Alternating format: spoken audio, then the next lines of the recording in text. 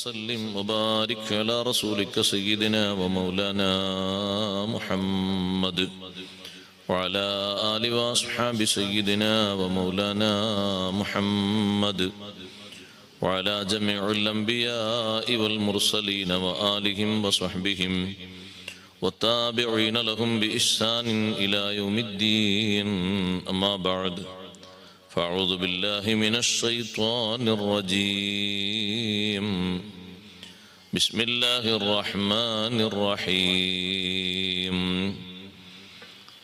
أفمن يعلم أنما أنزل إليك من ربك الحق كمن هو أعمى إنما يتذكر أولو الألباب الذين يوفون بعهد الله ولا ينقضون الميثاق والذين يصلون ما أمر الله به أن يوصل ويخشون ربهم ويخافون سوء الحساب. صدق الله العلي العظيم. صدق وصدق وبلغ رسوله النبي الكريم. ونحن على ما قال ربنا من الشاهدين الشاكرين والحمد لله رب العالمين. يا أكرم الخلق ويا من يفتقر كل إليه لجاهه يوم الحشر لا تنسني إذ ذاك في تلك الضرر قد جئت بابك راجيا نيل الظفر بنوالكم يا مصطفى لا ينكسر قلبي بعودي خائبا مع من خسر لو جاء إلى الكرماء من يشكو العسر بالافتقار فلا يعود بلا يسر هل من كريم مثلكم في من غبر أو من يجي لا وحق المقتدر يا رب صل على النبي محمد منجي الخلائق من جهنم في غدي. واعلموا يا أمة سيدنا ومولانا محمد اللهم صل وسلم وبارك عليه. സർവാദരണീയരായ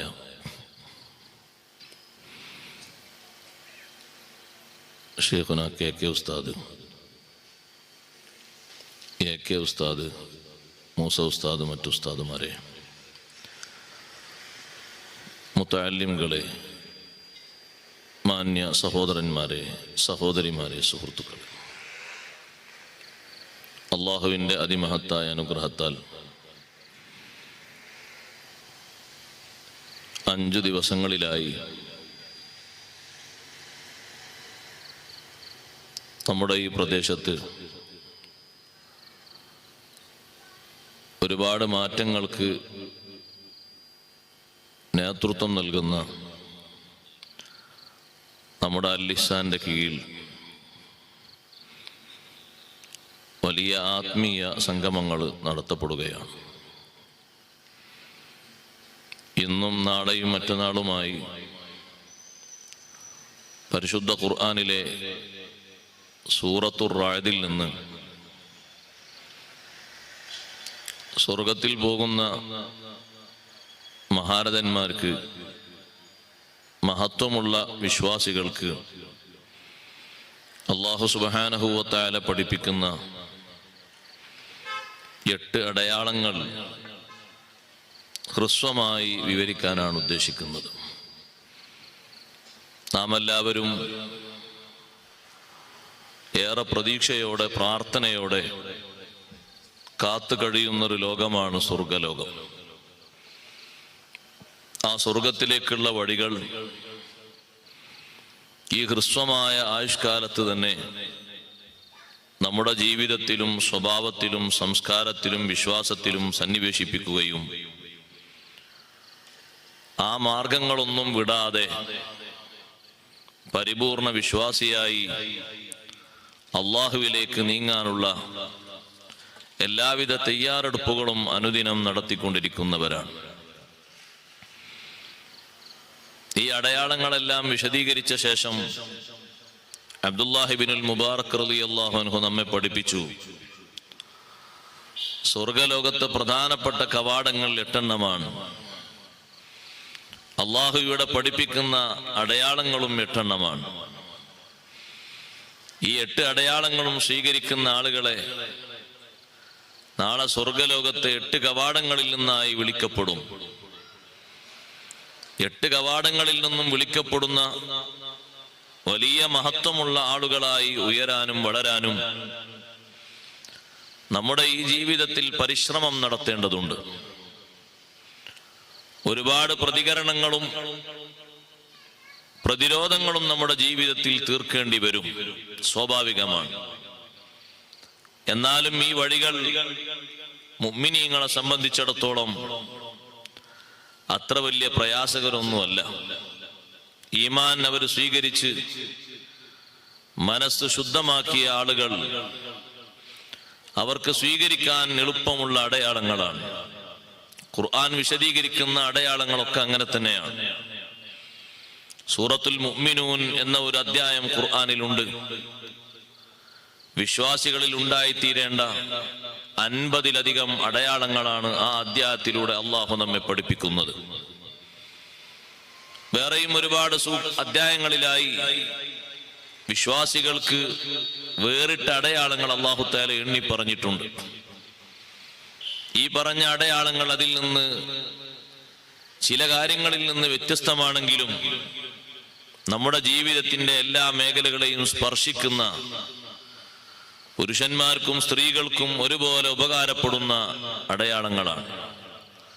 അല്ലാഹു സുബ്ഹാനഹു വ തആല വിശുദ്ധ ഖുർആൻ അനുസരിച്ച് ജീവിക്കുന്ന നല്ല ആളുകളിൽ നമ്മെയും നമ്മുടെ കുടുംബത്തെയും നാമുമായി ബന്ധമുള്ള ദുആ ചെയ്യാൻ അർഹതപ്പെട്ട, ദുആ കൊണ്ട് പ്രത്യേകം ഏൽപ്പിച്ച എല്ലാവരെയും ഉൾപ്പെടുത്തുമാറാകട്ടെ. വിശുദ്ധ ഖുർആൻ അതിന്റെ പഠനം നടത്തുന്ന ഈ വലിയ സദസ്സ് ദുആഇന് ഇജാബത്തുള്ള സദസ്സായി അല്ലാഹു തആല ഖബൂൽ ചെയ്യുമാറാകട്ടെ. വിശുദ്ധ ഖുർആൻ ഈ അടയാളങ്ങൾ വിശദീകരിക്കുന്നതിന്റെ തുടക്കമായി ഇന്നമാ യതദക്കറു ഉലുൽ അൽബാബ്, ബുദ്ധിയുള്ള ആളുകളാണ് ഉണർന്ന് ചിന്തിക്കുന്നത്. ഖുർആൻ പഠിപ്പിക്കുന്ന ബുദ്ധിമാന്മാർ ലോകതലങ്ങളിൽ പേരും പെരുമയുമുള്ള കണ്ടെത്തലുകൾക്ക് മാത്രം നേതൃത്വം നൽകുന്ന ആളുകളല്ല. ഖുർആൻ പഠിപ്പിക്കുന്ന ബുദ്ധിമാന്മാർ അള്ളാഹുവെ ഉൾക്കൊണ്ടവരും വിശ്വസിച്ചവരും അള്ളാഹുവിന്റെ തൃപ്തിക്ക് വേണ്ടി സദാ പ്രവർത്തിക്കുന്നവരും ചിന്തിക്കുന്നവരുമാണ്. സൂറ ആല ഇമ്രാന്റെ അവസാനം ബുദ്ധിമാന്മാർ ആരാണ് അല്ലാഹു തആല വിശദീകരിച്ചപ്പോൾ അല്ലദീന യദ്കുറൂനല്ലാഹ ഖിയാമൻ വഖുഊദൻ വഅലാ ജുനൂബിഹിം വയതഫക്കറൂന ഫീ ഖൽഖിസ് സമാവാതി വൽ അർദ് റബ്ബനാ മാ ഖലഖത ഹാദാ ബാതിലൻ സുബ്ഹാനക ഫഖിനാ അദാബന്നാർ. അല്ലാഹു അവിടെ പറഞ്ഞത് അങ്ങനെയാണ്. നമ്മുടെ വീക്ഷണത്തിൽ അല്ലെങ്കിൽ പലരുടെയും വീക്ഷണത്തിൽ കണ്ടെത്തലുകൾക്ക് മാത്രം നേതൃത്വം നൽകുന്ന ആളുകളായിരിക്കും. അവർക്ക് ബുദ്ധിയുണ്ട്, ബുദ്ധിയില്ലെന്ന് നമ്മൾ പറയുന്നില്ല. പക്ഷേ ഖുർആനിന്റെ സാങ്കേതികാർത്ഥത്തിലുള്ള ബുദ്ധിമാന്മാർ ആ ആയത്തുകളൊക്കെ വിശദീകരിച്ചെടുത്ത് ഇമാം റാസി റളിയല്ലാഹു അൻഹു പഠിപ്പിച്ചു, യഥാർത്ഥ ബുദ്ധിയുള്ള ആളാണെങ്കിൽ 100 കൂട്ടം, 1000-ലധികം, 10,000-ലധികം കണക്കില്ലാത്ത വിധം അടയാളങ്ങൾ അല്ലാഹു തആല ഈ പ്രപഞ്ചത്തിൽ നിറച്ച് അള്ളാഹുവിനെ മനസ്സിലാക്കാനും ഉൾക്കൊള്ളാനും ശ്രമിക്കുന്നവനാണ് യഥാർത്ഥത്തിലുള്ള ബുദ്ധിമാൻ. അള്ളാഹുവിനെ വിശ്വസിക്കാനുള്ള ബുദ്ധിയാണ് തികഞ്ഞ ബുദ്ധി. അതിന് ഇഷ്ടം പോലെ അടയാളങ്ങളല്ലേ അല്ലാഹു തആല വെച്ചിരിക്കുന്നത്. നമ്മുടെ ശരീരത്തിലും ഈ കാണുന്ന പ്രാപഞ്ചിക ലോകത്ത് എന്തെല്ലാം അടയാളങ്ങൾ അല്ലാഹു തആല വെച്ചിട്ടുണ്ട്. എന്തിനാണ് ഈ അടയാളങ്ങളൊക്കെ? സനുരീഹിം ആയാതിനാ ഫിൽ ആഫാഖി വഫി അൻഫുസിഹിം ഹത്താ യതബയ്യന ലഹും അന്നഹുൽ ഹഖ്. റബ്ബ് സുബ്ഹാനഹു വ തആല സത്യമാണ്, യാഥാർത്ഥ്യമാണ്. അതൊരു സങ്കല്പം അല്ല, ഭാവനയല്ല, നിർമ്മിതിയും അല്ല. അല്ലാഹു തആല ഹഖാണ് എന്ന് ബോധ്യപ്പെടാൻ സനുരീഹിം ആയാത്തിന, നമ്മുടെ അടയാളങ്ങൾ, ദൃഷ്ടാന്തങ്ങൾ, പാഠ്യങ്ങൾ, പഠനങ്ങൾ നമ്മൾ അവർക്ക് കാണിച്ചു കൊടുക്കും. ഫിൽ ആഫാഖ്, ഈ പ്രപഞ്ചത്തിന്റെ വിവിധ പ്രതലങ്ങളിൽ, വഫീ അൻഫുസിഹിം, അവരുടെ ശരീരങ്ങളിലും. നമ്മുടെ ശരീരങ്ങളിൽ അല്ലാഹു സുബ്ഹാനഹു വ തആല മാത്രം നമുക്ക് നിശ്ചയിച്ചു തന്ന, വേറെ ഒരാൾക്കും ഒരു വിഷയത്തിലും പങ്കില്ലാത്ത 100 കൂട്ടം അടയാളങ്ങളുണ്ട്. ആർക്കും അതിന്റെ രഹസ്യം പിടുത്തം കിട്ടിയിട്ടില്ല. ആർക്കും അതിന്റെ രഹസ്യം മനസ്സിലാക്കാനോ അല്ലെങ്കിൽ ചോർത്തിയെടുക്കാനോ അതേ രൂപത്തിൽ സംവിധാനിക്കാനോ കഴിയില്ല. നമ്മുടെ സൃഷ്ടിപ്പ് വലിയൊരു അടയാളമാണ്. ആ സൃഷ്ടിപ്പിലുള്ള ഏറ്റവും വലിയ സൗന്ദര്യമല്ലേ നമ്മുടെ തള്ളവിരലിൽ അല്ലാഹു തആല വെച്ചിരിക്കുന്ന സീരിയൽ കോഡ്. ഒരു ഉപ്പയുടെ 10 മക്കളും ഒരു പേപ്പറിൽ ഒപ്പുവെച്ചാൽ 10ഉം 10 എണ്ണമാണ്. ഒന്നിനോട് സാമ്യതയുള്ള മറ്റൊന്നില്ല. ഒരു നാട്ടിലെ ഒരു കുടുംബത്തിലെ എല്ലാ ആളുകളും ഒപ്പുവെച്ചാലും ഒരൊപ്പിനോട് സമാനമാകുന്ന ഒരു ഒപ്പ് മറ്റൊന്നില്ല. എത്ര കണ്ടുപിടുത്തങ്ങൾ ലോകത്ത് വന്നാലും, എത്രമാത്രം പുരോഗതി പ്രാപിച്ചാലും ഇതിനെ വെല്ലുന്നൊരടയാളം വേറെയില്ല. നിങ്ങൾ നോക്കി, എന്തെല്ലാം പുരോഗതികൾ വന്നു. നമ്മുടെ പേന കൊണ്ടും അതുപോലെ തന്നെ നമ്മുടെ കയ്യിലുള്ള സീല് കൊണ്ടും ഒക്കെ നമ്മൾ സീല് വെച്ചാലും വലിയ ലക്ഷങ്ങൾ വിലപിടിപ്പുള്ള ആധാര പേപ്പറിൽ ഇത് തന്നെ വേണം. കയ്യൊപ്പ് ചാർത്തുന്നിടത്ത് ഈ ഒരു ഒപ്പ് തന്നെ വേണം. കാരണം ഇതിനെ മറികടക്കാൻ പറ്റുന്ന മറ്റൊന്നില്ല. അല്ലാഹു സുബ്ഹാനഹു വ തആലയെ മനസ്സിലാക്കാനും തിരിച്ചറിയാനും റബ്ബ് സുബ്ഹാനഹു വ തആല നമ്മുടെ ശരീരങ്ങളിൽ ധാരാളം അടയാളങ്ങൾ വെച്ചിരിക്കുന്നു. നമുക്കാർക്കും പലതും ഓർക്കാനും ചിന്തിക്കാനും മനസ്സിലാക്കാനും പറ്റുന്നതിന്റെ അപ്പുറത്ത്, രാത്രി നമ്മൾ കിടന്നുറങ്ങുമ്പോൾ നമ്മുടെ ശരീരത്തിന്റെ തുറക്കപ്പെട്ട ദ്വാരങ്ങളിലൂടെ എന്തെങ്കിലും ഒന്ന് അകത്തേക്ക് പ്രവേശിക്കില്ല. എന്താ കാരണം? അവിടെയെല്ലാം അല്ലാഹു തആല പ്രതിരോധ സേനകളെ വിന്യസിച്ചിട്ടുണ്ട്. ഉദാഹരണമായി പറഞ്ഞാൽ നമ്മുടെ ചെവി, നമ്മുടെ മൂക്ക്, അതുപോലെ തന്നെ നമ്മുടെ കണ്ണ്. പെട്ടെന്നൊരു പ്രാണിക്ക് അങ്ങോട്ട് കിടന്നു ചെല്ലാൻ കഴിയൂല. കണ്ണ് തുറന്ന് ഉറങ്ങുന്ന ആളാണെന്ന് കൂട്ടിക്കോളൂ. എന്നാലും ഒരു ഉറുമ്പിന് അങ്ങോട്ട് കിടക്കുമ്പോഴേക്ക് തടസ്സം വരും. നമ്മുടെ ഉറക്കിന് ഭംഗം വരാത്ത രൂപത്തിൽ നമ്മൾ അതിനെ തട്ടിമാറ്റും. നമ്മൾ തട്ടിമാറ്റുന്നത് കണ്ടിട്ട് എന്താണ് ഇയാൾ കളിക്കുന്നത് എന്ന് ഉറങ്ങാത്ത ആളുകൾ നോക്കി നിൽക്കുന്നുണ്ടാകും. രാവിലെ ഉണർന്ന നമ്മളോട് ഇന്നലെ ഒരു 15 മിനിറ്റ് നേരം കണ്ണിന്റെ ഭാഗത്തും കാതിന്റെ ഭാഗത്തും നിങ്ങൾ ഇങ്ങനെ അങ്ങോട്ടും ഇങ്ങോട്ടും തട്ടിക്കൊണ്ടിരുന്നല്ലോ, ഓർമ്മയുണ്ടോ? ഞാനോ? ഇന്നലെ ഉറങ്ങിയപ്പോഴോ? അങ്ങനെ സംഭവിച്ചിട്ടില്ല. നമ്മളെ ഉറക്കത്തിന് ഭംഗം വരാത്ത രൂപത്തിൽ നമ്മുടെ ശരീരത്തിൽ നിന്ന് അല്ലാഹു തആല പ്രതിരോധം തീർക്കുകയാണ്. ഏതെങ്കിലും ഒരു ഭാഗത്തേക്ക് മാത്രം കടക്കുന്ന ഒരു ശരീരമല്ലല്ലോ നമ്മുടെ ശരീരം. ആലയിൽ വിശ്രമിക്കുന്ന പശുവിനെ പോലെയല്ല, വേറെ ഏതെങ്കിലും ജീവിയെ പോലെയല്ല. ഓട്ടോമാറ്റിക്കലായി നമ്മുടെ ശരീരം അങ്ങോട്ടും ഇങ്ങോട്ടും അങ്ങോട്ടും ഇങ്ങോട്ടും മറിഞ്ഞു പോകുന്നുണ്ട്. ആ മറിഞ്ഞു പോകുന്നതിന്റെ ഇടയിൽ, മാറിക്കിടക്കുന്നതിനിടയിൽ ഉറക്കിന് യാതൊരുവിധ ഭംഗവും വരുന്നില്ല. അല്ലാഹു സുബ്ഹാനഹു വ തആല നമ്മുടെ ശരീരത്തിൽ സംവിധാനിച്ച അടയാളങ്ങൾ എത്രമാത്രം വലുതാണ്. എന്തിനാണ് അല്ലാഹു ഇതൊക്കെ വെച്ചത്? ഹത്താ യതബയ്യന ലഹും അന്നഹുൽ ഹഖ്. റബ്ബ് സുബ്ഹാനഹു വ തആല സത്യമാണ്, യാഥാർത്ഥ്യമാണ് എന്ന് ബോധ്യപ്പെടാനും പഠിക്കാനും. ഈ പ്രപഞ്ചത്തിൽ ഒരുപാട് അടയാളങ്ങളല്ലേ അല്ലാഹു തആല വെച്ചു തന്നത്. ഉദാഹരണമായി പറഞ്ഞാൽ അല്ലാഹു തആലയുടെ ഔദാര്യമായ, മഹത്തായ ഔദാര്യമായ മഴ, വെള്ളം, ജലാശയം ഒന്നാണ്, ഉൽപ്പന്നങ്ങൾ വ്യത്യസ്തമാണ്.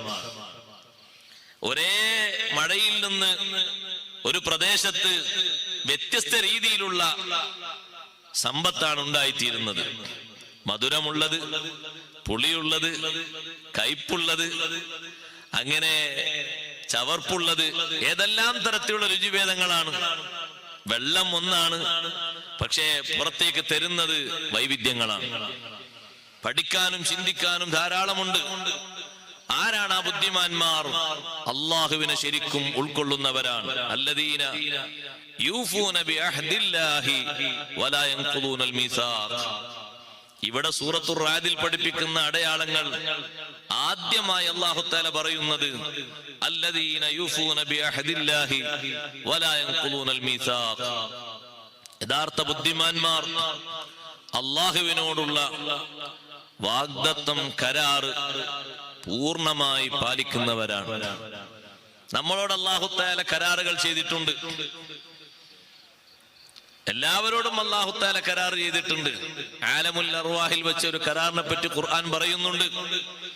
എല്ലാവരെയും ഒരുമിച്ച് കൂട്ടിയിട്ട് അല്ലാഹു തആല ചോദിച്ചു, അലസ്തു ബിറബ്ബിക്കും ഖാലൂ ബലാ, ഞാൻ നിങ്ങളുടെ റബ്ബല്ലയോ? എല്ലാവരും പറഞ്ഞു അതെ. എന്തിനാണ് എല്ലാവരും അതെ എന്ന് പറഞ്ഞത്? ഇനി ആഖിറത്തിലെത്തിയിട്ട് ഞങ്ങൾക്ക് പരിചയമില്ലായിരുന്നു എന്ന് പറയാതിരിക്കാൻ. അൻതഖൂലൂ യൗമൽ ഖിയാമത്തി ഇന്നാ കുന്നാ അൻ ഹാദാ ഗാഫിലീൻ. ഈ ഒരു വിഷയത്തെ സംബന്ധിച്ച്, റബ്ബിനെ സംബന്ധിച്ച് ഞങ്ങൾക്ക് അറിയില്ലായിരുന്നു, ഞങ്ങൾ ബോധമില്ലാത്തവരായിരുന്നു എന്ന് നിങ്ങൾ പറയരുത്. അതിനാണ് ഈ സാക്ഷ്യപ്പെടുത്തൽ. അവിടെ അല്ലാഹു സുബ്ഹാനഹു വ തആല നമുക്ക് നൽകിയ അഹദ് അല്ലാഹുവെ അറിഞ്ഞ് വിശ്വസിക്കാനാണ്. അത് മാത്രമാണോ ഇതുകൊണ്ട് ഉദ്ദേശിക്കുന്നത്? അല്ല. ഇമാം ഖുർത്തുബി റഹ്മത്തുള്ളാഹി അലൈഹി പറഞ്ഞു, അല്ലാഹു സുബ്ഹാനഹു വ തആല നമ്മോട് ഏൽപ്പിച്ച കീർത്തനകൾ മുഴുവനും, തക്ലീഫുകൾ മുഴുവനും ഈ പറഞ്ഞ അഹദിൽ പെട്ടു. അല്ലദീന യൂഫൂന ബിഅഹദില്ലാഹ്, അല്ലാഹുവിനോടുള്ള വാക്ക് പാലിക്കുന്നവർ, കരാറ് പാലിക്കുന്നവർ, പൂർത്തിയാക്കി വീട്ടുന്നവർ. എല്ലാ നിർബന്ധങ്ങളും അതിൽ പെട്ടു. അല്ലാഹു തആല വിലക്കിയ എല്ലാ വിഷയങ്ങളും അതിൽ ഉൾപ്പെട്ടിട്ടുണ്ട്. ഒന്നും പുറത്തു പോകുന്നില്ല. പ്രധാനമായും വരുന്നത് ഈമാനാണ്. അതാണല്ലോ ആദ്യത്തെ അഹദ്. ഇവിടെ മനുഷ്യന്മാര് കരാറ് മറക്കാൻ പാടില്ല. വലഖദ് അഹദിനാ ഇലാ ആദമ ഫനസിയ വലം നജിദ് ലഹു അസ്മാ. ആദം അലൈഹിസ്സലാത്തു വസ്സലാമിനോട് നമ്മൾ ഒരു കരാർ ചെയ്തിരുന്നു. ആദം അലൈഹിസ്സലാത്തു വസ്സലാം അത് മറന്നു. തീർച്ചപ്പെടുത്തിയിട്ട് ആദം നബി അലൈഹിസ്സലാം പ്രവർത്തിച്ചതല്ല.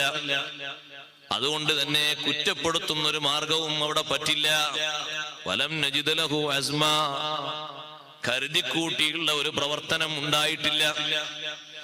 അങ്ങനെ ഉണ്ടായെങ്കിലാണ് അതിനെ സംബന്ധിച്ച് ഏതെങ്കിലും രൂപത്തിൽ വിധി കൽപ്പിക്കാൻ പറ്റുകയുള്ളൂ. അതുകൊണ്ട് അല്ലാഹു സുബ്ഹാനഹു വ തആല നമ്മെ ഏൽപ്പിച്ച കരാറുകൾ പൂർണ്ണാർത്ഥത്തിൽ പാലിക്കുന്നവരാകണം നമ്മൾ. അപ്പോൾ നമ്മൾ അല്ലാഹുവിനോടുള്ള കരാറ് പാലിക്കുമ്പോൾ റബ്ബ് സുബ്ഹാനഹു വ തആല നമുക്ക് തരേണ്ടത് മുഴുവനും അല്ലാഹു തരും. ഔഫൂ ബിഅഹദി ഊഫി ബിഅഹദികും, നിങ്ങൾ എന്നോടുള്ള കരാറുകളൊക്കെ പൂർത്തിയാക്കി വീട്ടണം, നിങ്ങൾക്കുള്ളത് ഞാനും പൂർത്തിയാക്കി തരും. അല്ലാഹു തആലാന്റെ വാഗ്ദാനമാണ്.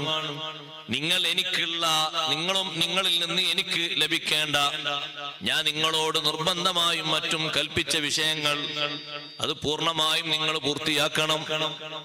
എന്നാൽ നിങ്ങൾക്കുള്ളത് ഞാൻ തരും. അങ്ങനെ പൂർത്തിയാക്കിയവർക്കൊക്കെ അല്ലാഹു അങ്ങനെ കൊടുത്തിട്ടുണ്ടോ? ഉണ്ട്. ഖുർആൻ ഉദാഹരണമായി പഠിപ്പിക്കുന്ന മഹാനാണ് ഖലീലുല്ലാഹി ഇബ്രാഹിം അലൈഹി സ്വലാത്തു വസ്സലാമിനെ പറ്റി അല്ലാഹു പറഞ്ഞു, ഇബ്രാഹിം അല്ലദീ വഫാ. അല്ലാഹു തആല നിർദ്ദേശിച്ച നിർദ്ദേശങ്ങൾ പൂർണ്ണമായും പൂർത്തീകരിച്ച മഹാനാണ് ഇബ്രാഹിം നബി അലൈഹിസ്സലാം. അതുകൊണ്ട് റബ്ബ് സുബ്ഹാനഹു വ തആല ഇബ്രാഹിം നബി അലൈഹിസ്സലാമിന് വലിയ സ്ഥാനമാണ് നൽകിയത്.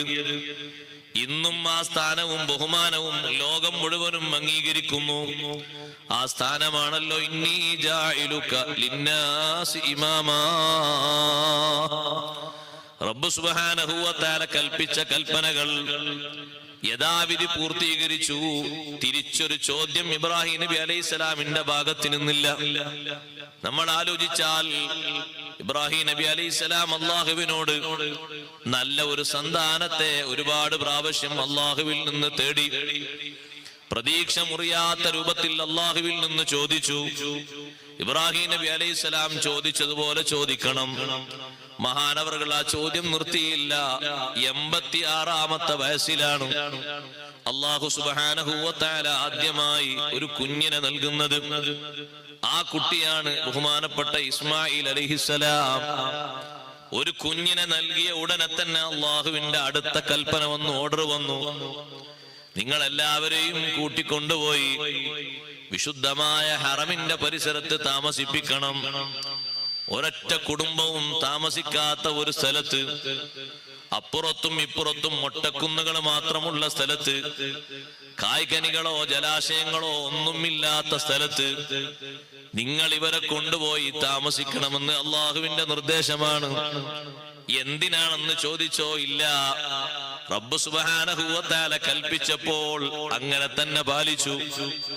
അവരെ അവിടെ കൊണ്ടുപോയി ആക്കി. തിരിച്ചു വരുന്ന സമയത്ത് ഹാജർ ബീവി റളിയല്ലാഹു അൻഹ ഇബ്രാഹിം നബി അലൈഹിസ്സലാം തിരിഞ്ഞു പോകുമ്പോൾ പിന്നാലെ വന്നു. ചോദിക്കുന്നു, നിങ്ങൾ പോവുകയാണോ? ഞങ്ങളെ ഇവിടെ തനിച്ചാക്കി, എന്നെയും ഈ കുഞ്ഞിനെയും തനിച്ചാക്കി നിങ്ങൾ പോവുകയാണോ? മറുപടിയൊന്നും പറയുന്നില്ല. കണ്ണിൽ നിന്ന് മറയാറായ നേരത്ത് ചോദിച്ചു, അല്ലാഹു അമറക ബിഹാദാ, അല്ലാഹുവാണോ ഇതുകൊണ്ട് നിങ്ങളോട് ഉത്തരവിട്ടത്? ഒറ്റ മറുപടിയാണ്, നഅം, അതെ. മറുപടി അങ്ങനെ ലഭിച്ചപ്പോൾ ഇങ്ങനെ ധൈര്യവും അല്ലാഹു പറയുന്ന നിർദ്ദേശങ്ങൾ അക്ഷരാർത്ഥത്തിൽ പാലിക്കുകയും ചെയ്യുന്ന ഇബ്രാഹിം നബി അലൈഹിസ്സലാമിന്റെ കൂടെ കഴിയുന്ന പത്നിയായ ഹാജർ ബീവി റളിയല്ലാഹു അൻഹ പറഞ്ഞു, അങ്ങനെയെങ്കിൽ ഇദൻ ലാ യളീഉനാ, അല്ലാഹു ഞങ്ങളെ വൃഥാവിലാക്കുകയില്ല. ഞങ്ങൾക്ക് തരേണ്ടത് അല്ലാഹു തആല തരും. പോകുന്നതിന് തടസ്സമൊന്നും പറഞ്ഞില്ല. അള്ളാഹുവാണ് കൽപ്പിച്ചത് എന്ന് പറഞ്ഞപ്പോ സന്തോഷത്തോടെ സ്വീകരിച്ചു. സഹോദരിമാരെ, സ്വന്തം വീട്ടിൽ കഴിയാൻ ഭർത്താവ് എത്തുന്നത് വരെ നമ്മൾ കാത്തിരിക്കുകയാണ് പേടികൊണ്ട്. ഹദ്ദാദ് ചൊല്ലുന്ന വീടാണ്, പേടിയൊന്നും വേണ്ടാന്ന് ഭർത്താവ് പറഞ്ഞിരുന്നു. ഉപ്പമാര് പറഞ്ഞിരുന്നു, ഉമ്മമാര് പറഞ്ഞിരുന്നു, ഖുർആൻ ഓതുന്ന വീടല്ലേ, അള്ളാഹുവിന്റെ വലിയ കാവലുണ്ട്. അതൊരു വെറും വാക്കല്ല, അങ്ങനെ തന്നെയാണ്. ഹദ്ദാദ് റാത്തീബ് ചൊല്ലുന്ന വീടിനും വലിയ കാവലുണ്ട്. അതിനു മാത്രം മഹത്വമുള്ള ദിക്റുകളാണ് അവിടെ ഉരുവിടുന്നത്. ഒരു ദിക്റിന് തന്നെ എത്രയോ ആയിരക്കണക്കിന് മലക്കുകൾ അതിന്റെ മഹത്വം ഏറ്റെടുത്ത് അവിടെ തങ്ങി നിൽക്കും. സൂക്തങ്ങൾ, വിശുദ്ധ ഖുർആനിലെ അധ്യായങ്ങൾ, കാവലിന് വേണ്ടിയുള്ള സബഉൽ മുൻജിയാത്ത് ഓതുന്ന വീടാണ്. പേടി വേണ്ട. എല്ലാ സൗകര്യങ്ങളും സംവിധാനങ്ങളും ഉള്ള വീട്ടിൽ ഭർത്താവോ വീട്ടിലുള്ള കാരണവരോ ഉപ്പയോ മുതിർന്ന മക്കളോ എത്തുന്നത് വരെ ഭയമാണ്. അവിടെ അന്ന് ഒരു സംവിധാനവും ഇല്ലാത്ത ഒരു ഭൂമിയിൽ ഹാജർ ബീവി റളിയല്ലാഹു അൻഹാ ഇസ്മായിൽ അലൈഹിസ്സലാത്തു വസ്സലാമിനെയും കൊണ്ട് ഒറ്റയ്ക്ക് കഴിയുമ്പോൾ യാതൊരു ഭീതിയും ഇല്ല. അല്ലാഹു അല്ലേ കൽപ്പിച്ചത്? തരേണ്ടത് മുഴുവനും റബ്ബ് സുബ്ഹാനഹു വ തആല തരും. രാത്രിയായാൽ കൂട്ടിനാരാണ്? അല്ലാഹുവാണ് കൂട്ടിന്. പകലായാലോ ആരെങ്കിലും വന്ന് എന്തെങ്കിലും ചെയ്തേക്കുമോ? ഇല്ല, അല്ലാഹുവാണ് കൂട്ടിന്. ആ ഉറപ്പോടെ നിന്നപ്പോൾ, ആ കരുത്തോടെ നിന്നപ്പോൾ കൊടുക്കേണ്ടത് അല്ലാഹു തആല കൊടുത്തില്ലേ? കൊടുത്തു. വെള്ളം തീർന്നുപോയി. അല്പം ഉണ്ടായിരുന്ന കാരക്ക ചുളകളും കഴിഞ്ഞു. ബഹുമാനപ്പെട്ട ഹാജർ ബീവി റളിയല്ലാഹു അൻഹ അല്ലാഹുവിൽ കാര്യങ്ങൾ ഏൽപ്പിച്ചിട്ടുണ്ടെങ്കിലും അങ്ങനെ ഇരുന്നാ പോരല്ലോ, അധ്വാനം വേണമല്ലോ. പരിശ്രമത്തിന്റെ ഭാഗമായി സൊഫയിലേക്കും മറുവയിലേക്കും ഒന്ന് കയറിയിറങ്ങി. എത്ര പ്രാവശ്യമാണ് കയറിയത്? 7 പ്രാവശ്യം. 7ാമത്തെ തവണ മർവയിൽ നിന്ന് തിരിച്ചു വരുമ്പോൾ ഒരു ശബ്ദം കേൾക്കുന്നു. ഇമാം ബുഖാരി റഹ്മത്തുള്ളാഹി അലൈഹി സ്വഹീഹിൽ കൊണ്ടുവന്ന ഹദീസാണ്. ശബ്ദം കേട്ടപ്പോൾ മഹദി പതറിയില്ല. ശബ്ദം കേട്ട ഭാഗത്തേക്ക് തിരിഞ്ഞുകൊണ്ട് പറഞ്ഞു, അഗിസ് ഇൻ കാന ഇൻദക ഗവാസ്, നിന്റെ പക്കൽ വല്ല സഹായം ഉണ്ടെങ്കിൽ എന്നെ സഹായിക്കണം. സഹായിക്കാൻ വന്ന ശരീരിയാണെങ്കിൽ, ശബ്ദമാണെങ്കിൽ എന്നെ സഹായിക്കണം. ശബ്ദം കേൾക്കുമ്പോഴേക്ക് പേടിച്ചു പോകാണ് പലരും. ശബ്ദം കേട്ട ഭാഗത്തേക്ക് തിരിഞ്ഞു മഹദി പറഞ്ഞു, വല്ല സഹായിക്കാനും വന്നാണെങ്കിൽ എന്നെ സഹായിക്കണം. ആ മർവയിൽ നിന്ന് 7ാമത്തെ തവണ നേരെ ഇറങ്ങി. ഇന്ന് നമ്മൾ കാണുന്ന സംസമിന്റെ ഭാഗത്ത് ബഹുമാനപ്പെട്ട ഇസ്മായിൽ അലൈഹിസ്സലാത്തു വസ്സലാമിനെ കിടത്തിയത് എവിടെയാണ്? സംസം കിണറുള്ള ഭാഗത്ത്. ആ കിണറ നേരെ അവിടുത്തെ കാൽപാദത്തിന്റെ ചുവട്ടിലാണ്. ഇസ്മായിൽ അലൈഹിസ്സലാത്തു വസ്സലാം കാലിട്ടടിക്കുന്നുണ്ട്. കാലിന്റെ മടമ്പ് ഞെരിയാണി തായോട്ട് പോയ ഭാഗത്ത് വെള്ളം കിനിഞ്ഞു വരുന്നുണ്ട്. ഇസ്മായിൽ അലൈഹിസ്സലാത്തു വസ്സലാമിനെ മാറ്റിക്കടത്തുന്ന ഒരു ഘട്ടത്തിൽ ബഹുമാനപ്പെട്ട ജിബ്രീൽ അലൈഹിസ്സലാം വന്ന് ഒന്നത് വിശാലമാക്കി ജിബ്രീൽ അലൈഹിസ്സലാമിന്റെ ചിറക് കൊണ്ട് ഒന്ന് കുഴിയാക്കി കൊടുത്തു. വെള്ളമിങ്ങനെ വരുന്നു, ഉറവ പൊട്ടി വരുന്നു എല്ലാ ഭാഗത്തേക്കും. അതങ്ങനെ പോകുമ്പോൾ ഹാജർ ബീവി റളിയല്ലാഹു അൻഹയുടെ വാക്കല്ലേ അല്ലാഹു സുബ്ഹാനഹു വ തആല ഭൂമിക്ക് അനുസരണമായി നൽകിയത് സംസം. അഷ്റഫുൽ ഖൽഖ് സല്ലല്ലാഹു അലൈഹി വസല്ലം തങ്ങൾ പറഞ്ഞു, റഹിമല്ലാഹു ഉമ്മ ഹാജർ റഹിമല്ലാഹു ഉമ്മനാ. ഹാജർ ബീവി റളിയല്ലാഹു അൻഹക്ക് അല്ലാഹു റഹ്മത്ത് ചെയ്യട്ടെ. മഹദി എങ്ങാനും ആ വാക്ക് പറഞ്ഞില്ലായിരുന്നെങ്കിൽ ലകാനത്ത് ഐനം മഈനാ. സംസം ലോകത്തിന്റെ എല്ലാ ഭാഗത്തേക്കും ഒഴുകുന്നൊരു വലിയ തടാകമാകുമായിരുന്നു. ആ വാക്കവിടെ അനുസരിച്ചു. ഭൂമി അതിന് വഴങ്ങിക്കൊടുത്തു. അവിടെ തന്നെ ആ വെള്ളം ഇങ്ങനെ തളം കെട്ടി നിന്നു. ഉറവകൾ ഇങ്ങനെ പൊട്ടി ഒഴുകുന്നുണ്ട്, വിശാലമാകുന്നുണ്ട്. ഓരോ ദിവസവും ജലാശയത്തിന്റെ വീതിയും വിസ്തീർണവും കൂടുന്നുണ്ട്. വെള്ളമുള്ള സ്ഥലമായതുകൊണ്ട് പുറത്തുള്ള ആളുകൾക്ക് സിഗ്നൽ നൽകിയിട്ട് പക്ഷികൾ വന്ന് വട്ടമിട്ട് പറക്കാൻ തുടങ്ങുന്നുണ്ട്. അല്ലാഹു സുബ്ഹാനഹു വ തആല ഈ ഉമ്മയെയും കുഞ്ഞിനെയും അവിടെ ഏൽപ്പിച്ചു പോകാൻ പറഞ്ഞപ്പോൾ അതങ്ങനെ തന്നെ പാലിച്ച ഇബ്രാഹിം നബി അലൈഹിസ്സലാമിനും അള്ളാഹുവിന്റെ ഉത്തരവാണെന്ന് ഏറ്റെടുത്ത ഹാജർ ബീവി റളിയല്ലാഹു അൻഹക്കും കൺകുളിർമയാകുന്ന രീതിയിൽ ജലാശയങ്ങൾ അല്ലാഹു ഒരുക്കി കൊടുത്തു. ഔഫൂ ബിഅഹദി ഊഫി ബിഅഹദികും വഇയ്യായ ഫർഹബൂൻ. എന്നോടുള്ള നിങ്ങളുടെ കടപ്പാട്, നിങ്ങളുടെ ബാധ്യതകൾ നിങ്ങൾ പൂർത്തിയാക്കി വിട്ടു. ഞാൻ പറയുന്നത് അക്ഷരാർത്ഥത്തിൽ നിങ്ങൾ അംഗീകരിക്കൂ. എന്നാൽ ഊഫി ബിഅഹദികും, നിങ്ങൾ എന്നോട് നിർദ്ദേശിക്കുന്നത്, എന്നോട് പറയുന്നത് അതത്ര വലിയ വിഷയമാണെങ്കിലും ഞാൻ പൂർത്തീകരിച്ചു തരും. ഒന്നും നിങ്ങൾക്ക് കുറവാക്കുകയില്ല. ഇബ്രാഹിം നബി അലൈഹിസ്സലാം വരുന്നതിന് മുമ്പ് തന്നെ ഹാജർ ബീവി റളിയല്ലാഹു അൻഹയുടെ അപ്പുറത്തും ഇപ്പുറത്തുമായി താമസക്കാർ വന്നു. വെള്ളമിങ്ങനെ വിശാലത കൂടിയപ്പോൾ പകൽ സമയത്ത് പോകുന്ന യാത്രക്കാര് പറഞ്ഞു, പക്ഷികൾ പറക്കുന്നുണ്ട്, അവിടെ വെള്ളമുണ്ടാകാൻ സാധ്യതയുണ്ട്. അങ്ങനെ ഒരു കൂട്ടം ആളുകൾ വന്ന് നോക്കുമ്പോൾ വെള്ളമുണ്ട്. വെള്ളത്തിന്റെ തൊട്ടടുത്ത് തന്നെ ഒരു ഉമ്മയും കുട്ടിയുമുണ്ട്. വെള്ളം ഞങ്ങൾ എടുക്കട്ടെ? വെള്ളം എടുത്തോളൂ, പ്രശ്നമില്ല. വെള്ളം കുടിച്ചപ്പോൾ അവർക്ക് തോന്നി അവിടെ താമസിക്കാൻ. ഞങ്ങളും ഇവിടെ താമസിച്ചാലോ? താമസിച്ചോളൂ. വെള്ളം നിങ്ങൾക്ക് യഥേഷ്ടം എടുക്കാം, പക്ഷെ അവകാശം പറയരുത്. വെള്ളം ഞങ്ങളുടേതാണെന്ന് നിങ്ങൾ അവകാശം പറയരുത്. അത് പിന്നെ നമ്മൾ പിണങ്ങിപ്പോകുന്ന ഒരു കാര്യമാകും. ഇഷ്ടം പോലെ വെള്ളമെടുത്ത് നിങ്ങൾക്ക് എത്രയും ഉപയോഗിക്കാം. അല്ലാഹു സുബ്ഹാനഹു വ തആല അവന്റെ വാക്ക് ശരിയാം വണ്ണം പാലിച്ചപ്പോൾ ലോകത്തേക്ക് മുഴുവനും ദൃഷ്ടാന്തമായി തെളിവായി റബ്ബ് സുബ്ഹാനഹു വ തആല ആ കുടുംബത്തിന് മൊത്തം നൽകിയ ആ വലിയ സന്തോഷം അല്ലാഹു അവിടെ നിലനിർത്തി. അതുമാത്രമല്ല, പിന്നെ വർഷങ്ങൾക്ക് ശേഷം ഇബ്രാഹിം നബി അലൈഹിസ്സലാമിനോട് അടുത്ത നിർദ്ദേശം. ഇസ്മായിൽ അലൈഹിസ്സലാത്തു വസ്സലാം വളർന്ന് അങ്ങനെ ഓടിച്ചാടാനും കൂടെ നടക്കാനും ഒക്കെ നല്ല പക്വതയിലായ സമയത്ത് അവിടെ ഒരു ഭവനം നിർമ്മിക്കാൻ അള്ളാഹുവിന്റെ കൽപ്പനയാണ്. അവിടെ ഭവനം നിർമ്മിക്കണം. അതിന്റെ തറ മാത്രമേ ശേഷിക്കുന്നുള്ളൂ. ചുമരുകൾ മുഴുവനും നൂഹ് നബി അലൈഹിസ്സലാമിന്റെ കാലത്തുള്ള ജലപ്രളയത്തിൽ ഒലിച്ചുപോയിട്ടുണ്ട്. തറയുടെ ഭിത്തി മാത്രം ശേഷിപ്പുണ്ട്, ഒരു ചെറിയ അടയാളമായി. അവിടെ ഒരു ഭവനം നിർമ്മിക്കണം, അള്ളാഹുവിന്റെ കൽപ്പനയാണ്. നിർമ്മിക്കുന്നത് രണ്ടുപേരാണ്.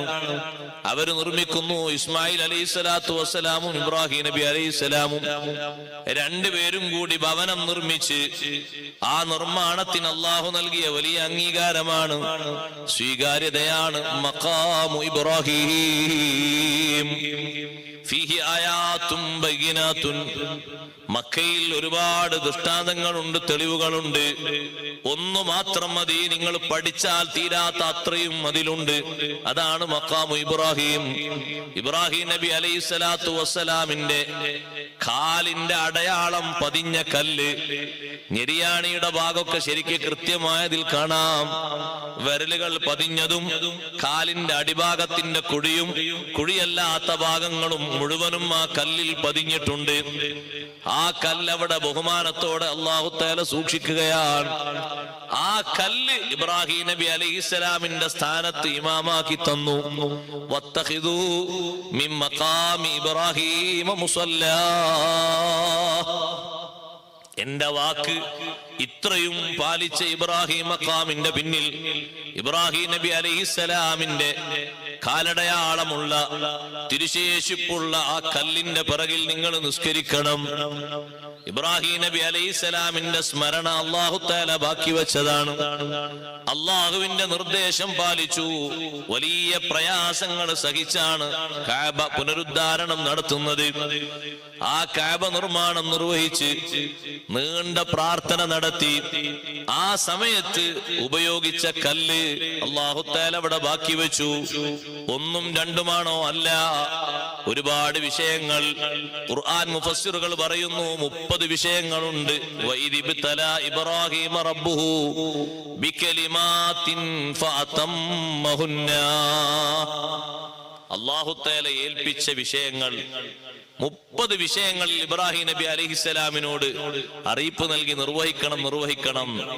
എന്താണ് അല്ലാഹു തആല പറഞ്ഞു തന്നിട്ട്? ഫഅതമ്മഹുന്ന, പൂർണ്ണാർത്ഥത്തിൽ നിർവഹിച്ചു. ആശങ്കകളില്ല, തിരിച്ചു ചോദ്യങ്ങളില്ല, മറുചോദ്യങ്ങളില്ല.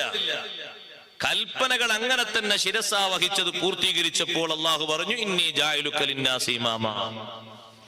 നിങ്ങളെ ലോകത്തുള്ള മുഴുവൻ മനുഷ്യർക്കും മാതൃകാ പുരുഷനായി, ഇമാമായി, അനുധാവനം ചെയ്യപ്പെടുന്ന നേതാവാക്കി നമ്മൾ നിശ്ചയിച്ചു കഴിഞ്ഞു.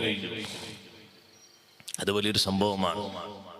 അതാണ് അല്ലാഹു തആല നമ്മളോട് ഇവിടെ പറയുന്നത്, അല്ലദീന യൂഫൂന ബിഅഹദില്ലാഹ് വലാ യൻഖുലൂനൽ മീസാഖ്. അല്ലാഹു തആലാനോടുള്ള കടപ്പാടുകൾ പൂർത്തിയാക്കി വീട്ടുന്നവരാണ് മുഅ്മിനുകൾ. അതിൽ നിർബന്ധങ്ങളായി വരുന്ന കൂട്ടത്തിൽ നേർച്ചകളുണ്ട്. നേർച്ചകൾ നിർബന്ധമാണത് മറക്കാൻ പാടില്ല. നേർച്ച ചെയ്യുമ്പോൾ അവനാണ് ഒക്കുന്നത് മാത്രം നേർച്ച ചെയ്യാം. പ്രതിസന്ധിയുടെ ആഴമനുസരിച്ച് ഒരു പക്ഷേ വലിയ നേർച്ച ചെയ്യും. വീടുമ്പോൾ പിന്നെ വന്ന് ചോദിക്കും, ഉസ്താദേ അത്ര വേണോ, അല്ലെങ്കിൽ അതിന്റെ ഒരു 313 114 മതിയോ? അത് പോരാ. നേർച്ചയാക്കിയ 10,001 10,001 വേണം, മാറ്റാൻ പറ്റൂല. അപ്പൊ എന്തിനാ അത്രയും വലിയ നേർച്ചയാക്കി നിങ്ങളെ കൊണ്ട് സാധിക്കാത്തത്? ആ വിഷയത്തിന്റെ കടുപ്പം വന്നപ്പോ അങ്ങനെ നേർച്ചയാക്കിയതാണ്. നിർബന്ധമാണ്, നിർവഹിക്കണം, വീട്ടണം. അതും അള്ളാഹുവിനോടുള്ള അഹദാണ്. അള്ളാഹുവിനോടുള്ള കടപ്പാടുകളിൽ ഏറ്റവും പ്രധാനമാണ് അല്ലാഹു തആല നമ്മളെ ഏൽപ്പിച്ച കീർത്തനകൾ, തക്ലീഫുകൾ. അത് തുടക്കം മുതലേ നിർവഹിച്ചു വരണം. അത് മാറ്റാൻ പറ്റൂല. കുട്ടികൾക്ക് നിസ്കാരം നിർബന്ധമാകുന്നത് പ്രായപൂർത്തി എത്തുമ്പോഴാണെങ്കിൽ അവരോട് കൽപ്പിക്കേണ്ട ബാധ്യത രക്ഷിതാക്കൾക്ക് വരുന്നത് പ്രായപൂർത്തി എത്തുമ്പോഴല്ല.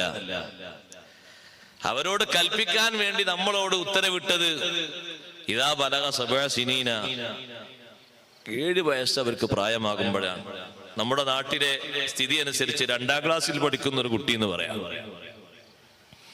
ആ കുട്ടിയെ പരിശീലിപ്പിച്ചു കൊണ്ടുവരണം. എന്താണ് പരിശീലിപ്പിക്കേണ്ടത്? നിസ്കാരം, നോമ്പ്.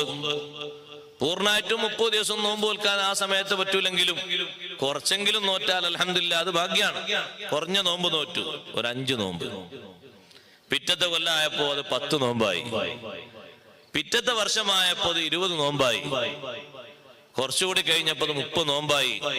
പ്രായപൂർത്തിക്ക് മുമ്പ് തന്നെ 30 നോമ്പ് നോറ്റ് ശീലിച്ചു. അപ്പൊ ഘട്ടം ഘട്ടമായി ആ പരിശീലനം നൽകുന്നത് അള്ളാഹു രക്ഷിതാക്കളായ നമ്മളെ ഏൽപ്പിച്ച നിർബന്ധമാണ്. ഇപ്പോഴൊന്നും കുട്ടികളോട് അങ്ങനെ പറയേണ്ട, ചെറിയ പ്രായല്ലേ, കുറച്ചുകൂടി വലുതായിക്കോട്ടെ, വളർന്നോട്ടെ എന്ന് വെച്ചാൽ 10 വയസ്സിന് ശേഷം ഈ നിർബന്ധങ്ങൾ അവരെ ശരീരത്തിലേക്ക് അങ്ങനെ പിടിപ്പിക്കാൻ കഴിയൂല. ഈ വിഷയങ്ങൾ അങ്ങനെ എളുപ്പാക്കിയെടുക്കാൻ കഴിയൂല. വലിയ പ്രയാസങ്ങൾ സഹിക്കേണ്ടി വരും. ചിലപ്പോൾ പറഞ്ഞിട്ട് കേൾക്കുന്നില്ല എന്നുള്ളവർക്ക് എന്നാ അങ്ങനെ നിന്നോട്ടെ എന്ന് പറയേണ്ടി വരും. അത് ബുദ്ധിമുട്ടാണ്, അങ്ങനെ വരാൻ പാടില്ല. അപ്പൊ നമ്മെ അല്ലാഹു തആല ഏൽപ്പിക്കുന്ന നിർബന്ധം അവർക്ക് പ്രായപൂർത്തി എത്താൻ കാത്തു നിൽക്കരുത്, അതിനു മുമ്പാണ്. അവരെ നോക്കാനും നിരീക്ഷിക്കാനും നിർദ്ദേശിക്കാനും പറഞ്ഞ കാലാവധിയോ അതും നല്ലോണം ശ്രദ്ധിക്കണം. മക്കള് നല്ല പക്വതയിലെത്തുന്നത് വരെ. റഷീദൻ എന്നല്ലേ സൈനുദ്ദീൻ മഖ്ദൂം റളിയല്ലാഹു അൻഹു പറഞ്ഞത്? റുഷ്ദ് എത്തുന്നത് വരെ ഉപദേശിക്കണം, നിർദ്ദേശിക്കണം. ഒരു കണ്ണ് എപ്പോഴും അവരെ ഭാഗത്തേക്ക് വേണം. കല്യാണം കഴിക്കുന്നവരെ എന്നല്ല, വീടെടുത്ത് മാറി താമസിക്കുന്നവരെയൊന്നും അല്ല, 40 വയസ്സാകുന്നവരെയൊന്നും അല്ല. അങ്ങനെ 40 വയസ്സായിട്ടും പലരും പക്വത എത്താത്തവരുണ്ട്. അതുകൊണ്ടാണ് അങ്ങനെ വയസ്സ് വരാതിരുന്നത്. 40 വയസ്സ് വരെ എന്ന് പറഞ്ഞാൽ പലപ്പോഴും കുടുങ്ങിയിരുന്നു. 40 ഈ കളിക്കാര്യം മാറാത്ത, കാര്യത്തിലേക്ക് എത്താത്ത, കളി വിടാത്ത, കുട്ടിത്വം വിടാത്ത, അങ്ങനെ പറയുന്നല്ലേ, കുട്ടിത്വം വിടാത്ത ഒരു സ്വഭാവമുണ്ട്. കുട്ടിത്വം വിടണല്ലോ. ഹദീസിലൊക്കെ പഠിപ്പിച്ചല്ലോ, ഇന്നല്ലാഹ ലയഅജബു മിനശ്ശാബി അല്ലദീ ലൈസത് ലഹു സ്വബ്വഹ. കുട്ടിത്വമില്ലാത്ത നല്ല കാര്യബോധമുള്ള ചെറുപ്പക്കാരനോട് അല്ലാഹു തആലക്ക് വലിയ തൃപ്തിയാണ്. നല്ല പക്വതയുള്ള യുവാവാന്നർത്ഥം. യുവത്വത്തിൽ നല്ല പക്വതയുള്ള ആളാണ്. കാര്യശേഷിയും കാര്യബോധവും, സ്വന്തം കുടുംബവും സ്വന്തം ജീവിതവും മക്കളെയും നാടിനെയും ദീനിന്റെ പ്രവർത്തനത്തെയും ഒക്കെ ചേർത്തി നിർത്തി നല്ല പക്വതയോടെ ജീവിക്കുന്ന ചെറുപ്പക്കാരൻ. ആ ഷാബിനോട്, ആ യുവാവിനോട്, യുവതിയോട് അല്ലാഹു തആലക്ക് വലിയ തൃപ്തിയാണ് എന്ന് സയ്യിദുനാ റസൂലുള്ളാഹി സ്വല്ലല്ലാഹു അലൈഹി വസല്ലം പഠിപ്പിക്കുന്നു. ഞാൻ പറഞ്ഞു വന്നത്, അവര് റുഷ്ദിലെത്തുന്നത് വരെയാണ് നമ്മളെ ഏൽപ്പിച്ച ആ ഒരു കടമ. അത് ചെറുതല്ല. റുഷ്ദ് എന്ന് പറഞ്ഞാൽ അവിടെ തന്നെ സൈനുദ്ദീൻ മഖ്ദൂം റളിയല്ലാഹു അൻഹു പറഞ്ഞു, വറുഷ്ദു സ്വലാഹുദ്ദീൻ വൽ മാൽ. 2 കാര്യങ്ങൾ അത് നല്ല രൂപത്തിലായി തീരണം. ഒന്ന് സ്വലാഹുദ്ദീൻ, വിശ്വാസ കർമ്മ ആത്മീയ മേഖലകൾ നമ്മൾ പറയാതെ നിർദ്ദേശിക്കാതെ സ്വന്തം അതൊക്കെ ചെയ്യാനുള്ളൊരു പക്വത. ഫർള് നിസ്കരിക്കുന്ന മോനോട് സുന്നത്ത് നിസ്കരിക്കുന്ന പറയണ്ട, സുന്നത്ത് നിസ്കരിക്കും. ഖുർആൻ ഓതെന്ന് പറയണ്ട, ഖുർആൻ ഓതും. നിസ്കാരം കഴിഞ്ഞിട്ട് ദിക്റൊക്കെ ചൊല്ലിയിട്ട് മാത്രം എഴുന്നേറ്റ് പോയാൽ മതി എന്ന് പറയണ്ട, ഒക്കെ ചൊല്ലിയിട്ട് ദുആ ചെയ്തിട്ടേ പോകുള്ളൂ. ആ രൂപത്തിലാണ് നല്ല പക്വമതിയാകണം ദീനിന്റെ എല്ലാ വിഷയങ്ങളിലും. ദീൻ എന്ന് പറഞ്ഞതിൽ ആ വിഷയങ്ങളൊക്കെ പെട്ടു, വിശ്വാസ കർമ്മ ആത്മീയ രംഗങ്ങളൊക്കെ. അതിനോട് ചേർത്തി മറ്റൊന്ന് പറഞ്ഞു, വൽമാൽ, സമ്പത്ത്.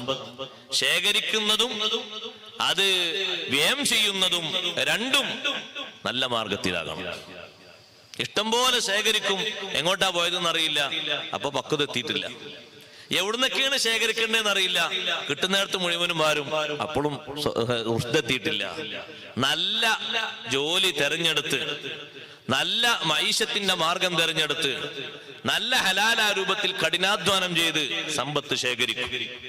പാകത്തിൽ ഓരോ സമയത്തും അത് ചെലവഴിക്കുകയും ചെയ്യും. എല്ലാം കൂടി ചെലവഴിച്ചിട്ട് എന്റെ കയ്യിൽ ഒന്നുമില്ല എന്ന് പറയില്ല. പാകത്തിൽ എല്ലാ തലങ്ങളിലും കുടുംബത്തിന്റെ ചെലവും, ബാപ്പയും ഉമ്മയെ നോക്കുന്നതും പരിസരം നോക്കുന്നതും ദീനിന് കൊടുക്കുന്ന സേവനം ഒക്കെ കണ്ടറിഞ്ഞ ആ രൂപത്തിൽ ചെലവഴിക്കും. ഇടക്കിടക്ക് ആ ബാധ്യതകളൊക്കെ നിർവഹിക്കാനുള്ള രൂപത്തിൽ ഡെപ്പോസിറ്റ് ചെയ്ത് ആവശ്യത്തിന് സൂക്ഷിക്കുകയും മറ്റുമൊക്കെ ചെയ്യും. അങ്ങനെയുള്ളൊരു പക്വതയിലേക്ക് ആണും പെണ്ണും എത്തുന്നത് വരെ നമ്മുടെ ബാധ്യതയുണ്ട്. ഞാനിതൊരു ഉദാഹരണത്തിന് പറഞ്ഞതാണ്. അല്ലാഹു തആല നമ്മളെ ഏൽപ്പിച്ച ഒരു അഹദാണത്. രക്ഷിതാക്കളായ ആളുകളെ മുഴുവനും ഏൽപ്പിച്ച ഒരു ഉത്തരവാദിത്വമാണ്. അത് പൂർണ്ണാർത്ഥത്തിൽ പൂർത്തിയാക്കി വിട്ടണം. അല്ലദീന യൂഫൂന ബിഅഹദില്ലാഹ് വലാ യൻഖുദൂനൽ മീസാഖ്. കരാറ് പൊളിക്കൂല. കരാറ് ചെയ്താൽ ആ കരാറിൽ തന്നെ അടിയുറച്ചു നിൽക്കും. മാറ്റുണ്ടാകൂല. ഒരു വാക്ക് പറഞ്ഞാൽ, ഒരു ബൈഅത്ത് ചെയ്താൽ, ഒരു ഉടമ്പടി ചെയ്താൽ അതിൽ ഉറച്ചു നിൽക്കും. സത്യം ചെയ്താൽ അങ്ങനെ ഉറച്ചു നിന്നോളണമെന്നില്ല. സത്യം ചെയ്തിട്ട് പൊളിക്കലാണ് ഖൈറെങ്കിൽ പൊളിക്കണം. അങ്ങനെയാണ്. ഞാൻ സത്യം ചെയ്തു പോയല്ലോ, അയാളോട് മിണ്ടൂലാന്ന്. പക്ഷേ നീ മിണ്ടിയാൽ ഒരുപാട് ഖൈറുണ്ട്. അതിപ്പോ മൗനമായി നടന്നാൽ അത് നടക്കൂല. അതുകൊണ്ട് ആ സത്യം പൊളിച്ച് അതിനുള്ള പ്രായശ്ചിത്തം നൽകി നീ മിണ്ടി നടക്കലാണ്, സംസാരിച്ച് നടക്കലാണ് ഖൈറെങ്കിൽ ആ സത്യം പൊളിക്കണം. അങ്ങനെ പൊളിച്ചിട്ടുണ്ട്. സയ്യിദത്തുന ബീവി ആയിഷ റളിയല്ലാഹു തആല അൻഹ സത്യം ചെയ്ത് പറഞ്ഞിരുന്നു. ആ വീട്ടിൽ തന്നെ താമസിച്ചിരുന്ന അബ്ദുല്ലാഹി ഇബ്നു സുബൈർ റളിയല്ലാഹു അൻഹുവിനോട് മിണ്ടൂലാന്ന് മഹദി സത്യം ചെയ്ത് പറഞ്ഞു. ലില്ലാഹി അലയ്യ നദുറുൻ അല്ലാ അതകല്ലമ ഇബ്നു സുബൈർ അബദാ. ഒരിക്കലും അബ്ദുല്ലാഹി സുബൈർ റളിയല്ലാഹു അൻഹു ഞാൻ മിണ്ടൂല. സ്വന്തം സഹോദരിയുടെ മകനാണ് അബ്ദുല്ലാഹി സുബൈർ റളിയല്ലാഹു അൻഹു, അസ്മാ ബീവിന്റെ മകനാണ്. പക്ഷെ വീട്ടിൽ താമസിക്കുന്നതിനേക്കാളും കൂടുതൽ ഇവിടെയാണ് താമസിക്കല്, ആയിഷ ബീവി റളിയല്ലാഹു അൻഹയുടെ വീട്ടിൽ. കാരണം അവിടെയാണ് പഠിതാക്കൾ ഇഷ്ടം പോലെ വരുന്ന വീട്. അവിടെയാണ്. അവിടെ വരുന്ന ആളുകൾ തഫ്സീർ ചോദിക്കും, ഹദീസ് ചോദിക്കും, ചരിത്രം ചോദിക്കും, അനുഭവങ്ങൾ ചോദിക്കും, എല്ലാം ചോദിക്കും. അപ്പൊ ഇൽമിന്റെ സമ്പാദനത്തിന് വേണ്ടി അവിടെ കൂടും. അബ്ദുല്ലാഹി ഇബ്നു സുബൈർ റളിയല്ലാഹു അൻഹു അവിടെ കൂടുമ്പോ കാണുന്ന ഏറ്റവും വലിയ കാഴ്ചയാണ് ആയിഷ ബീവി റളിയല്ലാഹു അൻഹയ്ക്ക് ആര് ഹദിയ കൊടുത്താലും അതവിടെ ശേഖരിച്ചു വെക്കൂല, ഉടനെ ചെലവാക്കും. അത് അത്ര ലക്ഷങ്ങൾ ഉണ്ടെങ്കിലും കൊടുക്കും. അത് മഹദിയുടെ ഒരു നന്മ നിറഞ്ഞ ഒരു പ്രകൃതമാണ്, സ്വഭാവമാണ്. അങ്ങനെ കൊടുക്കും. അങ്ങനെ വരുന്നവർക്കൊക്കെ കൊടുക്കും. അല്ലെങ്കിൽ വേറെ ആർക്കെങ്കിലും ഏൽപ്പിക്കും, അവിടെ കൊണ്ടുപോയി കൊടുക്കുന്നു പറയും. പരിചയക്കാർക്കും നബി സല്ലല്ലാഹു അലൈഹി വസല്ലം നിങ്ങളെ മറ്റു പത്നിമാർക്കും ഒക്കെ കൊടുക്കും. കുടുംബക്കാർക്ക്, അടുത്തവർക്ക്, അകന്നവർക്കൊക്കെ കൊടുക്കും. സാധാരണ കൊടുക്കുന്ന പതിവുള്ള ആൾക്കാർക്കും കൊടുക്കും. ഇങ്ങനെ കൊടുക്കുമ്പോ ഒരിക്കൽ തമാശക്ക് വേണ്ടി അബ്ദുല്ലാഹി സുബൈർ റളിയല്ലാഹു അൻഹു പറഞ്ഞു, എന്തിനാണ് ഇത്രത്തോളം കൊടുക്കുന്നത്? ആയിഷ ബീവിന്റെ കൈ പിടിച്ചു വെക്കണം എന്ന് പറഞ്ഞു. വെറുതെ പറഞ്ഞതാ. ഈ വാക്ക് ആയിഷ റളിയല്ലാഹു അൻഹയ്ക്ക് ഒരിക്കലും പിടിച്ചില്ല. മഹദി ആ വാക്ക് കേട്ടുകൊണ്ട് പറഞ്ഞു, ഞാൻ കൊടുക്കുന്നതിന് എന്തിനാ അങ്ങനെ എതിർക്കുന്നത്? എനിക്ക് ജനങ്ങൾ തരുന്ന ഹദിയ ഞാൻ അങ്ങോട്ട് കൊടുക്കല്ലേ, കൊടുക്കുന്ന വിഷയം എതിർക്കേണ്ടതില്ലല്ലോ. അതുകൊണ്ട് ഇനി ഞാൻ മിണ്ടൂലെന്ന് പറഞ്ഞു. നേർച്ചയാക്കി സത്യം ചെയ്താ പറഞ്ഞത്. പക്ഷേ ആ സത്യം ആയിഷ ബീവി റളിയല്ലാഹു അൻഹ പൊളിച്ചു. കാരണം സ്വഹാബിമാരും അബ്ദുല്ലാഹി ഇബ്നു സുബൈർ റളിയല്ലാഹു അൻഹു നിരന്തരം സമീപിച്ച് നിങ്ങൾ മിണ്ടണം, സംസാരിച്ചേ പറ്റൂ, സമ്പർക്കത്തിലായേ പറ്റൂ, നിങ്ങൾ പിണങ്ങരുത്. അതുകൊണ്ട് എനിക്ക് ദുനിയാവിലും ആഖിറത്തിലും നഷ്ടമാണ് ഉമ്മ. നിങ്ങൾക്കൊരു പക്ഷേ ഒരു കുഴപ്പവും വന്നില്ലെന്ന് വന്നേക്കാം, എനിക്കിവിടെ ഇൽമു നഷ്ടമാണ്. നിങ്ങൾ പണന്നുകൊണ്ട് എനിക്കൊരുപാട് നഷ്ടങ്ങളുണ്ട്. മിണ്ടണമെന്ന് പറഞ്ഞപ്പോ മഹദി മിണ്ടി സംസാരിച്ചു. ആ വിഷയത്തിന് പ്രായശ്ചിത്തം കൊടുക്കണമല്ലോ. ഒരടിമയെ മോചിപ്പിച്ചാൽ മതി. ആയിഷ റളിയല്ലാഹു അൻഹ 40 അടിമകളെ മോചിപ്പിച്ചു. നേരത്തെ സ്വതക്ക ധാരാളം കൊടുത്തതിന്റെ പേരിലാണ് ഇങ്ങനൊരു വിഷയം ഉണ്ടായത്. അതിന് പ്രായശ്ചിത്തമായി കൊടുത്തതോ 40 അടിമകളെ മോചനമാണ്. പിന്നീട് ഈ സംഭവം പറയുമ്പോൾ ആയിഷ റളിയല്ലാഹു അൻഹ കരയാറുണ്ട്. കരഞ്ഞ് കരഞ്ഞ് മുഖമക്കനെ നനയാറുണ്ട്. അങ്ങനെ ഒരു പിണക്കം പിന്നിൽ നിന്ന് സംഭവിച്ചല്ലോ എന്ന് ആലോചിച്ച്, അടുത്ത കുടുംബക്കാരനാണ്, തൊട്ടാല് ഉളൂ മുറിയാത്ത കുടുംബമാണ് അബ്ദുല്ലാഹി ഇബ്നു സുബൈർ റളിയല്ലാഹു അൻഹുമായുള്ള കുടുംബം. കാണാൻ പറ്റുന്ന കുടുംബമാണ്. ആ ആയിഷ ബീവി റളിയല്ലാഹു അൻഹയുടെ സവിധത്തിൽ തന്നെയാണ് മഹാനദികയും താമസിക്കാറുള്ളത്. രാത്രിയാകുമ്പോ വീട്ടിൽ പോകും, പകല് മിക്ക സമയങ്ങളിലും ആ വീട്ടിലുണ്ടാകും. അങ്ങനെ ഇരിക്കുമ്പോ ഇങ്ങനൊരു പിണക്കം വന്നപ്പോ അത് പൊളിച്ചു. ചിലര് വിചാരിക്കും ഞാൻ സത്യം ചെയ്തതല്ലേ ഉസ്താദേ, ഇനിയിപ്പോ അത് പൊളിക്കാന്ന് പറഞ്ഞ വിഷയല്ലേ. പൊളിക്കലാണ് ഖൈറെങ്കിൽ ആ സത്യത്തിന്റെ ഗൗരവം ആലോചിച്ച് നിൽക്കരുത്, പൊളിക്കണം.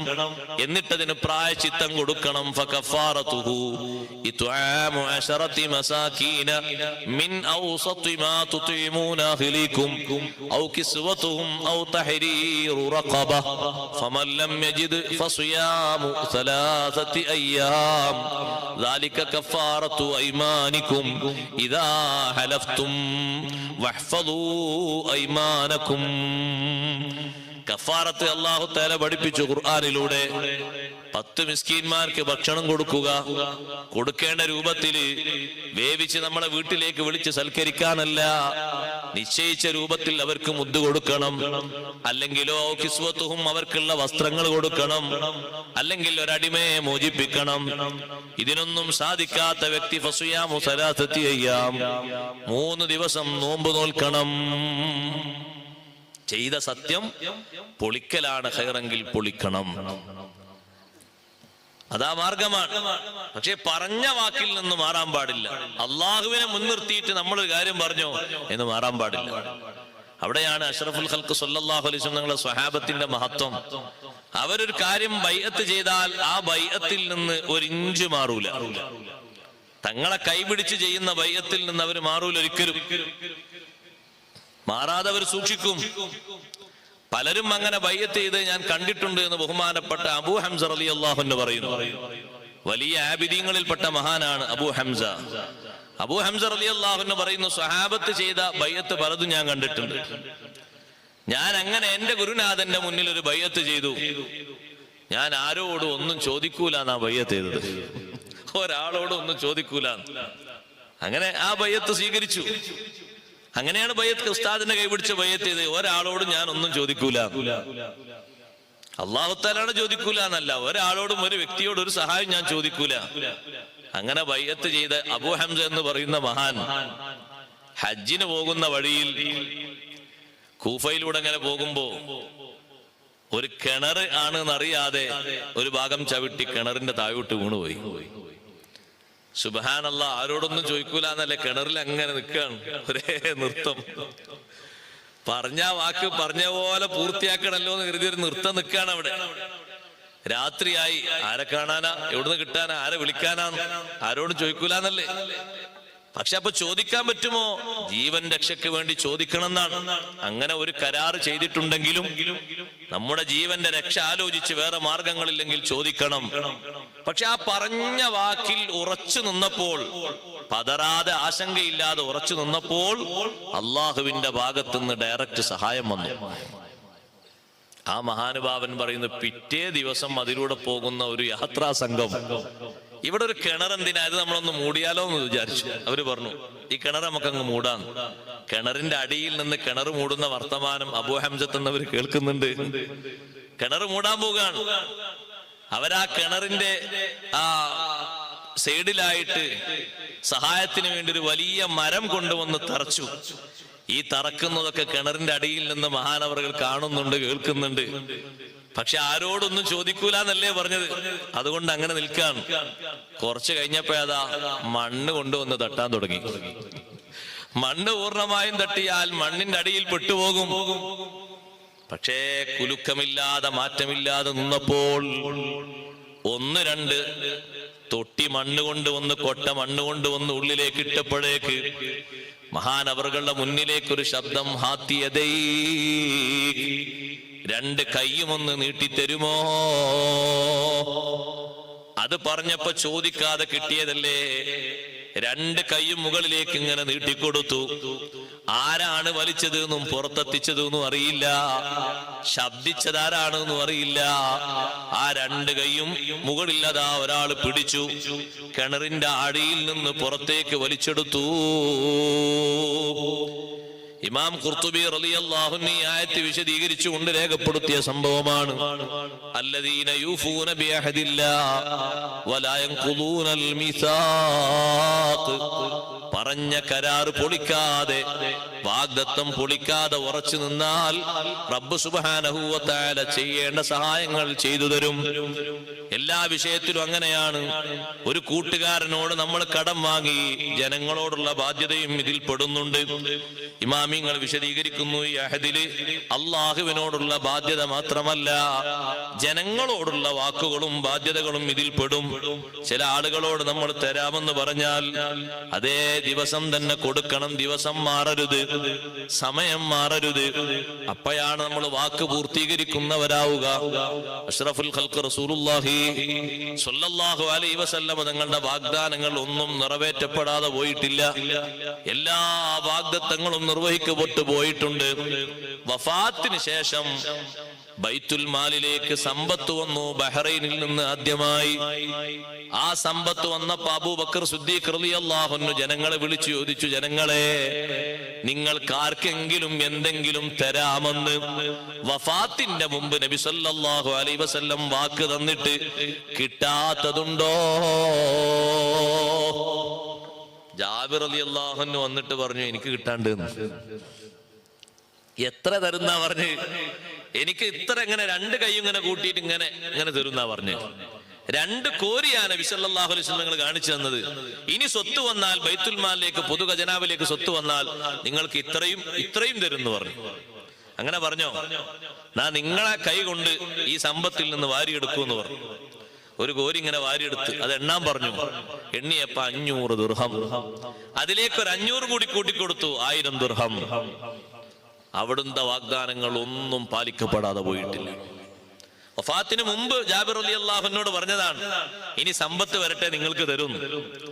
വഫാത്തിന് ശേഷം ദിവസങ്ങൾക്ക് ശേഷം കൂടുതൽ ദീർഘിക്കാതെ ബഹ്റൈനിൽ നിന്നാണ് ആദ്യം സ്വത്ത് വന്നത്. അതിൽ നിന്ന് നബി സല്ലല്ലാഹു അലൈഹി വസല്ലം തങ്ങളുടെ ആ അഹദ് അത് പൂർത്തീകരിക്കപ്പെട്ടു. ആ വാക്ക് അവിടെ പൂർത്തീകരിക്കപ്പെട്ടു.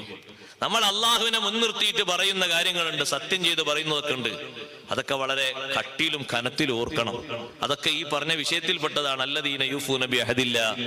വല്ലാഹി പറഞ്ഞിട്ടും ഇൻഷാ അല്ലാഹ് പറഞ്ഞിട്ടും മാഷാ അല്ലാഹ് പറഞ്ഞിട്ടും തീർപ്പാക്കുന്ന വിഷയങ്ങൾ അതങ്ങനെ തന്നെ പൂർത്തീകരിക്കും. അപ്പൊ അള്ളാഹുവിന്റെ ഭാഗത്തു നിന്നുള്ള സഹായം നമ്മൾ പ്രതീക്ഷിക്കാത്ത ഭാഗത്തിലൂടെ നമുക്കുണ്ടാകും. ഇമാം ബുഖാരി റഹ്മത്തുള്ളാഹി അലൈഹി ഉദ്ധരിക്കുന്ന ഒരു വലിയ ചരിത്രം കാണാം സഹീഹുൽ ബുഖാരിയിൽ.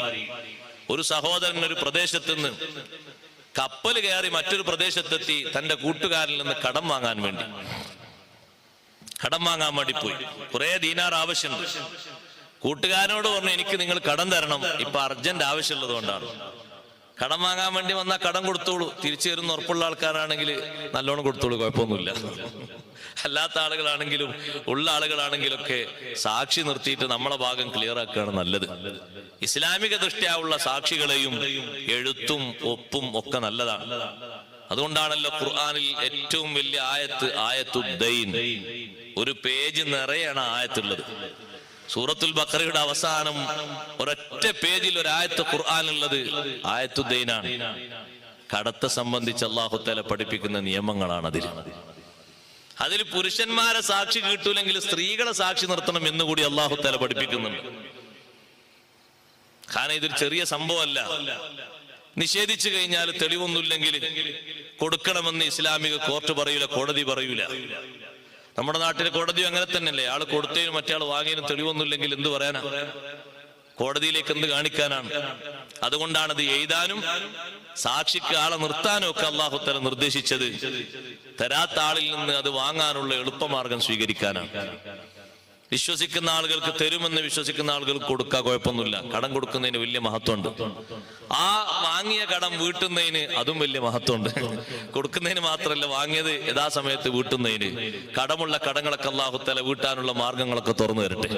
കടക്കാരുടെ കടങ്ങളൊക്കെ അല്ലാഹു തആല വീട്ടി കൊടുക്കട്ടെ.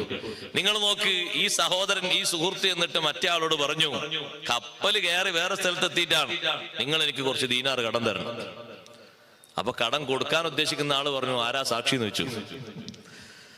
വാങ്ങാൻ വേണ്ടി വന്ന ആള് പറഞ്ഞു, കഫാ ബില്ലാഹി ഷഹീദാ, അല്ലാഹു മാത്രമേ സാക്ഷിയുള്ളൂ, ഞാൻ ആരെയും കൊണ്ടുവന്നിട്ടില്ല.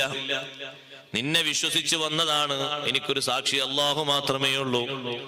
നിങ്ങൾ തന്നില്ലെങ്കിൽ തരാൻ മറ്റൊരു കഫീല് വേണ്ടേ? കഫാ ബില്ലാഹി കഫീലാ, കഫീലായി നിർത്താൻ എനിക്ക് അല്ലാഹുവിനെ മാത്രമേ ഉള്ളൂ. നിങ്ങൾ ഉദ്ദേശിക്കുന്നുവെങ്കിൽ എനിക്ക് കടം തരണം. ചോദിച്ചത്രയും ദീനാർ കൊടുത്തു, അവധിയും നിശ്ചയിച്ചു. കടം വാങ്ങിയ സഹോദരൻ നാട്ടിലേക്ക് വന്നു. തിരിച്ചു വീട്ടാനുള്ള സമയമായപ്പോൾ ദീനാറൊക്കെ കയ്യിൽ പിടിച്ച് കപ്പൽ കയറാൻ വേണ്ടി പോയി നോക്കുമ്പോ കപ്പലങ്ങ് പോയി. കപ്പൽ കാണുന്നില്ല. സുബ്ഹാനല്ലാഹ്, കൊടുക്കാനുള്ള വ്യക്തി ബേജാറായി പോയി. ഈ കപ്പൽ ഇന്ന് യാത്ര ചെയ്ത് നാളെയാകുമ്പോ ആ സ്ഥലത്തെത്തും. നാളെയാണ് കൊടുക്കേണ്ട അവധി. പക്ഷേ നാളെ ഞാൻ അവിടെ എത്താൻ എനിക്ക് നീന്തി പോകാൻ കഴിയില്ലല്ലോ. പോകാനുള്ള വാഹനമാകുന്ന കപ്പൽ നീങ്ങിപ്പോയില്ലേ? അല്ലാഹു തആലാനെ കഫീലാക്കി, അല്ലാഹു തആലാനെ ഷഹീദാക്കി, സാക്ഷിയാക്കി. അങ്ങനെയാണല്ലോ ഞാൻ കടം വാങ്ങിയത്. എന്റെ സുഹൃത്ത് ഈ കപ്പൽ അവിടെ എത്തുമ്പോൾ കറക്റ്റ് സമയം അവിടെ വന്നു നിൽക്കുമല്ലോ. എന്ത് ചെയ്യണമെന്ന് അറിയാതെ ചിന്തിച്ചുകൊണ്ട് ഇങ്ങനെ നിൽക്കുമ്പോ അദ്ദേഹത്തിന് തോന്നി, ഒരു കാര്യം ചെയ്യാം, അല്ലാഹു തആലാനെ മുൻനിർത്തിയല്ലേ ഞാനിത് വാങ്ങിയത്, റബ്ബ് തആലയെ മുൻനിർത്തി തന്നെ ഇതങ്ങ് അയക്കാം. ഒരു മരക്കഷ്ണം എടുത്തു, അതിന് നല്ല ഒരു പൊത്തുണ്ടാക്കി. ആ പൊത്തിന്റെ ഉള്ളിൽ ഈ ദീനാറ് വെള്ളം ചേരാത്ത രൂപത്തിൽ അടച്ചു വെച്ചു. കൂട്ടത്തിൽ ഒരു കത്തും അതിന്റെ ഉള്ളിലെഴുതി. എന്നിട്ടതാ കടൽക്കരയിലേക്ക് ചെന്നുകൊണ്ട് പറഞ്ഞു, അല്ലാഹുവേ, സാക്ഷി ചോദിച്ചപ്പോൾ നിന്നെ സാക്ഷിയാക്കി പറഞ്ഞു, കഫീല് ആരാണെന്ന് ചോദിച്ചപ്പോൾ നിന്നെ കഫീലാക്കി പറഞ്ഞു. എനിക്ക് പോകേണ്ട വാഹനം പോയി, അതുകൊണ്ട് ഞാൻ നിന്നെ മുൻനിർത്തിയിട്ടല്ലേ വാങ്ങിയത്. നിന്നോട് പറയുന്നു, യഥാസമയത്ത് ഈ പണം ആ വ്യക്തിയുടെ കയ്യിൽ നീ എത്തിക്കണം എന്നും പറഞ്ഞ് ബിസ്മീൻ ചൊല്ലിയ മരക്കഷ്ണം, ദീനാറുകൾ അടക്കം ചെയ്ത മരക്കഷ്ണം കടലിലേക്ക് അങ്ങ് എറിഞ്ഞു. സുബ്ഹാനല്ലാഹ്. അതങ്ങനെ പോകുമ്പോ ഇദ്ദേഹം നോക്കി നിന്നു. തിരമാലകൾ അതങ്ങനെ തള്ളി തള്ളി തള്ളി മുന്നോട്ട് അങ്ങനെ കൊണ്ടുപോകുന്നുണ്ട്. മറയും വരെ നോക്കി നിന്ന് തിരിച്ചു വീട്ടിലേക്ക് നടന്നു. മറ്റേ സഹോദരൻ കപ്പൽ നാട്ടിലെത്തി എന്നുള്ള സന്തോഷം കൊണ്ട് കടൽക്കരയിലേക്ക് വന്നു. നാട്ടുകാര് പലരും കപ്പലിൽ നിന്ന് ഇറങ്ങി വരുന്നു. കടം വാങ്ങിയ കൂട്ടുകാരനില്ല. അദ്ദേഹം എന്നെ പറ്റിക്കൂലല്ലോ, എന്നെ ചതിക്കൂലല്ലോ, അള്ളാഹുവിനെ സാക്ഷിയാക്കി കഫീലാക്കിയല്ലേ എന്നിൽ നിന്ന് കടം വാങ്ങിയത്. എന്തെങ്കിലും രോഗം ബാധിച്ചിട്ടുണ്ടാകും, അല്ലെങ്കിൽ എന്തെങ്കിലും മുസീബത്ത് പറ്റിയിട്ടുണ്ടാകും. വരാത്ത ആളല്ല. ഇനി വീട്ടിലേക്ക് തിരിച്ചു പോകാമെന്ന് കരുതി എല്ലാ യാത്രക്കാരും ഇറങ്ങി പുറപ്പെട്ടപ്പോൾ ഇദ്ദേഹം അങ്ങനെ നടന്നു പോകുന്നു. കടൽക്കരയിലൂടെ അങ്ങനെ നടക്കുമ്പോ തിരമാലകൾ ഓളം തള്ളി നീക്കി വന്ന മരക്കഷ്ണം ഒരൊറ്റ തിരയിൽ ഇദ്ദേഹത്തിന്റെ കാലിന്റെ ഭാഗത്ത് വന്നങ്ങ് അടിഞ്ഞുപോയി. ഏതായാലും കടം കൊടുത്തൊന്നും കിട്ടിയില്ല. എന്നാ പിന്നെ വീട്ടുകാർക്ക് അടുപ്പിൽ വെക്കാനൊരു വിറകായിക്കോട്ടെ എന്ന് കരുതി ആ മരക്കഷ്ണം എടുത്തങ്ങ് നടന്നു. അല്ലാഹു സുബ്ഹാനഹു വ തആല അവനെ സാക്ഷിയാക്കി കഫീലാക്കി നല്ല ഉറപ്പോടെ കരുത്തോടെ നിശ്ചയത്തോടെ വാങ്ങിയ ആ കടമുണ്ടല്ലോ, കിട്ടേണ്ട സമയത്ത് കൊടുക്കേണ്ട സമയത്ത് തന്നെ കടം കിട്ടാനുള്ള ആളുടെ കയ്യിൽ അല്ലാഹു ഏൽപ്പിച്ചു. കപ്പലെത്തി കുറച്ച് മുന്നോട്ട് നീങ്ങിയപ്പോഴേക്ക് തന്നെ ഈ മരക്കഷ്ണത്തെയും അല്ലാഹുവിടെ എത്തിച്ചില്ലേ. തിരമാലകൾ തള്ളി തള്ളി നീക്കിയിട്ട് ഒരൊറ്റ മത്സ്യവും കടിച്ച് താഴോട്ട് കൊണ്ടുപോകാതെ, അതേ വേറെ ഏതെങ്കിലും ആളുകൾ നീന്തി വന്ന് എടുക്കാതെ, വേറെ ഏതെങ്കിലും ഉപകരണങ്ങളിലൂടെ പോകുന്ന ആളുകൾ അതൊന്നും എടുത്തു നോക്കാതെ ഇത്രയും സമയം മുഴുവനും അത് നീക്കി യഥാർത്ഥത്തിൽ കിട്ടേണ്ട ആളെ കയ്യിൽ തന്നെ അല്ലാഹു ഏൽപ്പിച്ചുപോയി. മരം എടുത്ത ആ സഹോദരന് തോന്നിയില്ല, ഇതില് ദീനാറുണ്ടോന്ന് അറിയില്ലല്ലോ, അടുപ്പിൽ വെക്കാനുള്ള ഒരു വർഗ്ഗെങ്കിലും കിട്ടിയെന്നുള്ളവർക്ക് അത് എടുത്ത് അങ്ങനെ വീട്ടിലേക്ക് നടന്നു. അതങ്ങനെ വീട്ടുകാരി ഏൽപ്പിച്ചു. നിങ്ങൾ കടം വാങ്ങിയ ആള് വന്നില്ലേ? ഇല്ല, ഈ കപ്പലിൽ വന്നില്ല. ഈ കപ്പലിൽ വരേണ്ടതാണ്, ഇന്നാണല്ലോ ഡേറ്റ്. പക്ഷെ എന്തെങ്കിലും സംഭവിച്ചിട്ടുണ്ടാകും, വരാത്ത ആളെന്നല്ല, ചതിക്കുന്ന ആളൊന്നും അല്ല. എന്തെങ്കിലും പറ്റി ചിലപ്പോ രോഗിയായിട്ടുണ്ടെങ്കിലൊക്കെ പറഞ്ഞു. കുറച്ചു കഴിഞ്ഞ് ആ സഹോദരി ആ മരക്കഷ്ണം അങ്ങനെ മുറിച്ചു അടുപ്പിലേക്ക് വെക്കാൻ വേണ്ടി. മുറിച്ചപ്പോൾ അതിന്റെ ഉള്ളിൽ നിന്ന് ദീനാറുകൾ പുറത്തേക്ക് ചാടി, കൂടെ ആ ലെറ്ററുമുണ്ട്. അപ്പൊ വീട്ടുകാരെ വിളിച്ചിട്ട് പറഞ്ഞു, ദാ ഇതിലൊരു കത്തുണ്ട്, കുറച്ച് ദീനാറുണ്ട്. അതെടുത്ത് വായിച്ചു നോക്കിയപ്പോൾ ഇതെന്റെ കൂട്ടുകാരനെ അയച്ചതാണല്ലോ. ദീനാർ എണ്ണി നോക്കിയപ്പോൾ കൊടുത്ത ദീനാർ അങ്ങനെ തന്നെ അതിലുണ്ട്. അത്രയും കറക്റ്റിൽ ഒരൊറ്റ ദീനാറും വീണു പോയിട്ടില്ല, മുഴുവനും കയ്യിൽ കിട്ടി. അപ്പൊ അദ്ദേഹം പറഞ്ഞു, ഞാൻ നിന്നോട് പറഞ്ഞില്ലേ അദ്ദേഹം എന്നെ പറ്റിക്കൂല, ഞാൻ അള്ളാഹുവിനെ ഷാഹിദാക്കി, അള്ളാഹുവിനെ കഫീലാക്കിയിട്ടാണ് എന്നിൽ നിന്ന് വാങ്ങിയത്, ഒരിക്കലും എന്നെ പറ്റിക്കൂല. കറക്റ്റ് ടൈമിൽ ഇവിടെ എത്തി. കടലിലൂടെ മരക്കഷ്ണം വിട്ട ആ മനുഷ്യൻ, മഹാമനുഷ്യൻ, അദ്ദേഹം ചിന്തിക്കുന്നു, പടച്ചോനെ ആ മരക്കഷ്ണം വേറെ ആരെങ്കിലും എടുത്തിട്ടുണ്ടെങ്കിലോ, എന്റെ കൂട്ടുകാരന്റെ കയ്യിൽ അത് കിട്ടിയെന്ന് എനിക്ക് ബോധ്യമാകണ്ടേ, അറിവാകണ്ടേ. ഇന്നത്തെ സംവിധാനങ്ങളൊന്നുമില്ലല്ലോ. അദ്ദേഹം അടുത്ത വാഹനത്തിൽ കയറി, അതേപോലത്തെ ദീനാറുകളും കയ്യിൽ സൂക്ഷിച്ച് കയറി. കപ്പലിറങ്ങി, അവിടെ ആരെയും കാണുന്നില്ല. അദ്ദേഹത്തിന്റെ വീട്ടിലേക്ക് നടന്നു. അവിടെ എത്തിയിട്ട് പറഞ്ഞു, സുഹൃത്തെ, ഞാൻ കടൽക്കരയിലേക്ക് വന്നപ്പോഴേക്ക് കപ്പല് പോയതുകൊണ്ട് നിങ്ങൾക്കുള്ള പണമൊന്നും തരാൻ കഴിഞ്ഞിട്ടില്ല. മരക്കഷ്ണം ഇവിടെ എത്തിയോന്ന് ചോദിക്കാൻ ഒരു പേടിയുണ്ട്. മരക്കഷ്ണം കടലിലൂടെ അല്ലേ വിട്ടത്, പക്ഷെ അള്ളാഹുവിനെ സാക്ഷിയാക്കി കഫീലാക്കിയാണ് വിട്ടത്. അദ്ദേഹം പറഞ്ഞു, നിങ്ങൾ എന്തിനു പേടിക്കണം? നിങ്ങൾ എനിക്ക് തരാനുള്ള അതേ സമയം ഒരു സെക്കൻഡ് പോലും തെറ്റാതെ, ദിവസം മാറാതെ നിങ്ങൾ അയച്ച മരക്കഷ്ണം എന്റെ കയ്യിൽ അള്ളാഹു ഏൽപ്പിച്ചിട്ടുണ്ട്. അൽഹംദുലില്ലാഹ്, ഞാൻ അതറിയാൻ വേണ്ടി വന്നതാണ്. ഇവിടെ എത്തിയിട്ടില്ലെങ്കിൽ നിങ്ങൾക്ക് തരാനുള്ള ദീനാറുകളും സൂക്ഷിച്ചാണ് ഞാൻ ഇങ്ങോട്ട് പോകുന്നത്. ഞാൻ ഇവിടെ പറഞ്ഞു വന്ന വിഷയം മറക്കരുത്.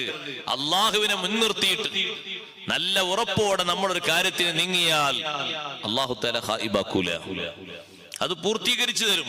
പക്ഷെ നമ്മൾ ആ ഏറ്റെടുക്കുന്ന വിഷയം കൃത്യമായി പൂർത്തിയാക്കണം. അല്ലദീന യൂഫൂന ബിഅഹദില്ലാഹ് വലാ യൻഖുലൂനൽ മീസാഖ്. ആ കരാർ പൊളിക്കരുത്. പൊളിക്കുന്നവരല്ല വിശ്വാസികൾ. ഒരിക്കലും കരാർ അവർ പൊളിക്കൂല. നിങ്ങൾ കണ്ടില്ലേ, അഷ്റഫുൽ ഖൽഖ് മുഹമ്മദുർ റസൂലുള്ളാഹി സ്വല്ലല്ലാഹു അലൈഹി വസല്ലം തങ്ങൾ കരാർ എഴുതിക്കൊണ്ടിരിക്കുമ്പോ ഹുദൈബിയയിൽ സുഹൈൽ ഇബ്നു അംറുമായി കരാർ എഴുതിക്കൊണ്ടിരിക്കുകയാണ്. അപ്പോഴാണ് സുഹൈൽ ഇബ്നു അംറിന്റെ മകനായ അബൂജന്തല് അതേ ചെങ്ങലയിൽ ബന്ധിതനായി മുശ്രിക്കുകളോടൊപ്പം ഒരു മർദ്ദിക്കുന്നുണ്ട്, അടിക്കുന്നുണ്ട്. ഷഹാദത്ത് കലിമ ചൊല്ലിയിട്ട് ഹുദൈബിയയിലെത്തുന്നു. കരാർ എഴുതി പൂർത്തീകരിച്ചിട്ടില്ല. ആ കരാറിന്റെ തുടക്കത്തിൽ എഴുതിയത് എന്താണ്? മക്കയിൽ നിന്ന് ആര് മുസ്ലിമായി മദീനയിലേക്ക് വന്നാലും തിരിച്ച് അങ്ങോട്ട് തന്നെ അയക്കണം. മദീനയിൽ നിന്ന് ആര് മക്കയിലേക്ക് വന്നാലും തിരിച്ചിങ്ങോട്ട് വിടൂല. ആ കരാറിൽ ഒപ്പുവെക്കുന്നതിന്റെ മുമ്പ്, നിയമങ്ങളൊക്കെ എഴുതി കഴിയുന്നതിന്റെ മുമ്പ് അബൂജന്തൽ വന്നു. അത് സുഹൈൽ ഇബ്നു അംറിന്റെ പുത്രനാണ്. സുഹൈൽ ഇബ്നു അംർ പറഞ്ഞു, കണ്ടില്ലേ, ഇത് ആദ്യത്തെ വിഷയം ഇതാണ്. അതാ വന്നിരിക്കുന്നു. എഴുതിയ കരാർ മാറ്റാൻ പറ്റുമോ? അഷ്റഫുൽ ഖൽഖ് സ്വല്ലല്ലാഹു അലൈഹി വസല്ലം തങ്ങൾ പറഞ്ഞു, അബൂജന്തലേ, നിങ്ങൾ മൂമിനായിട്ടാണ് വന്നത്, ശരി തന്നെയാണ്. പക്ഷേ എനിക്ക് കരാർ പൊളിക്കാൻ പറ്റൂല. നിങ്ങൾ തിരിച്ച് മക്കയിലേക്ക് തന്നെ പോകണം. അള്ളാഹുവിന്റെ റസൂലേ, എന്നെ മർദ്ദിക്കുന്ന വിഭാഗത്തിന്റെ കൂടെ തന്നെ തിരിച്ചയക്കുകയാണോ? അത് തന്നെയാണ് അബൂജന്തലേ, എഴുതിയ കരാർ മാറ്റാൻ പറ്റൂല. നിങ്ങൾ ജീവിതം നിങ്ങൾക്ക് ബാക്കിയുണ്ടെങ്കിൽ ഈ കരാറുകളൊക്കെ ഈ രൂപത്തിൽ പൂർത്തീകരിപ്പിക്കപ്പെടുന്ന ഒരു ഘട്ടത്തിൽ ഇതിന് തിരുത്തൽ വരികയോ ഇതിനപ്പുറം ഒരു ഫത്ഹ് അല്ലാഹു നൽകുകയോ ചെയ്യുമ്പോ കാണാനുള്ള ഭാഗ്യമുണ്ടെങ്കിൽ നമുക്ക് നേർക്ക് നേരെ കാണാം, അല്ലെങ്കിൽ ആഖിറത്തിൽ വെച്ച് കാണാം. നിങ്ങൾ തിരിച്ചു പോകണം. അവരെ കൂടെ തിരിച്ചു വിടുകയാണ്. ഷഹാദത്ത് കലിമ ചൊല്ലി നബി സല്ലല്ലാഹു അലൈഹി വസല്ലം തങ്ങളെ അംഗീകരിച്ചു വരുമ്പോ കൂടെയുള്ളത് മുഴുവനും മർദ്ദിക്കുന്ന വിഭാഗമാണ്. മർദ്ദനം ഏറ്റുകൊണ്ടാണ് ആ സ്വഹാബി വരുന്നത്. പക്ഷേ നബി സല്ലല്ലാഹു അലൈഹി വസല്ലം തങ്ങളെ മുന്നിലെ നിലപാട് എഴുതിയ കരാറിൽ നിന്ന് ഒരു ഇഞ്ച് മാറൂല. വലാ യൻഖുലൂനൽ മീസാഖ്. ബുദ്ധിമാന്മാരായി സ്വർഗത്തിൽ പ്രവേശിക്കുന്ന ആളുകൾ, അവരെ വാക്കിന് വലിയ വിലയാണ്. ഒരു വാക്ക് പറഞ്ഞാൽ മാറ്റി പറയൂല. ഒരു കരാർ ചെയ്താൽ ആ കരാർ തിരുത്തൂല. അതങ്ങനെ തന്നെ പാലിക്കപ്പെട്ടുകൊണ്ടേയിരിക്കും. അള്ളാഹുവിനോടുള്ള അഹദ് അത് പൂർത്തീകരിക്കാൻ വേണ്ടിയാണ് റബ്ബ് സുബ്ഹാനഹു വ തആല നമുക്ക് നമ്മുടെ ശരീരത്തിൽ 8 അവയവങ്ങൾ അല്ലാഹു തആല തന്നു. ആ 8 അവയവങ്ങൾക്കും അഹദുണ്ട്, ഡ്യൂട്ടികളുണ്ട്. അത് ഓരോന്നും ഓരോ സമയത്തും പൂർത്തീകരിക്കപ്പെടണം.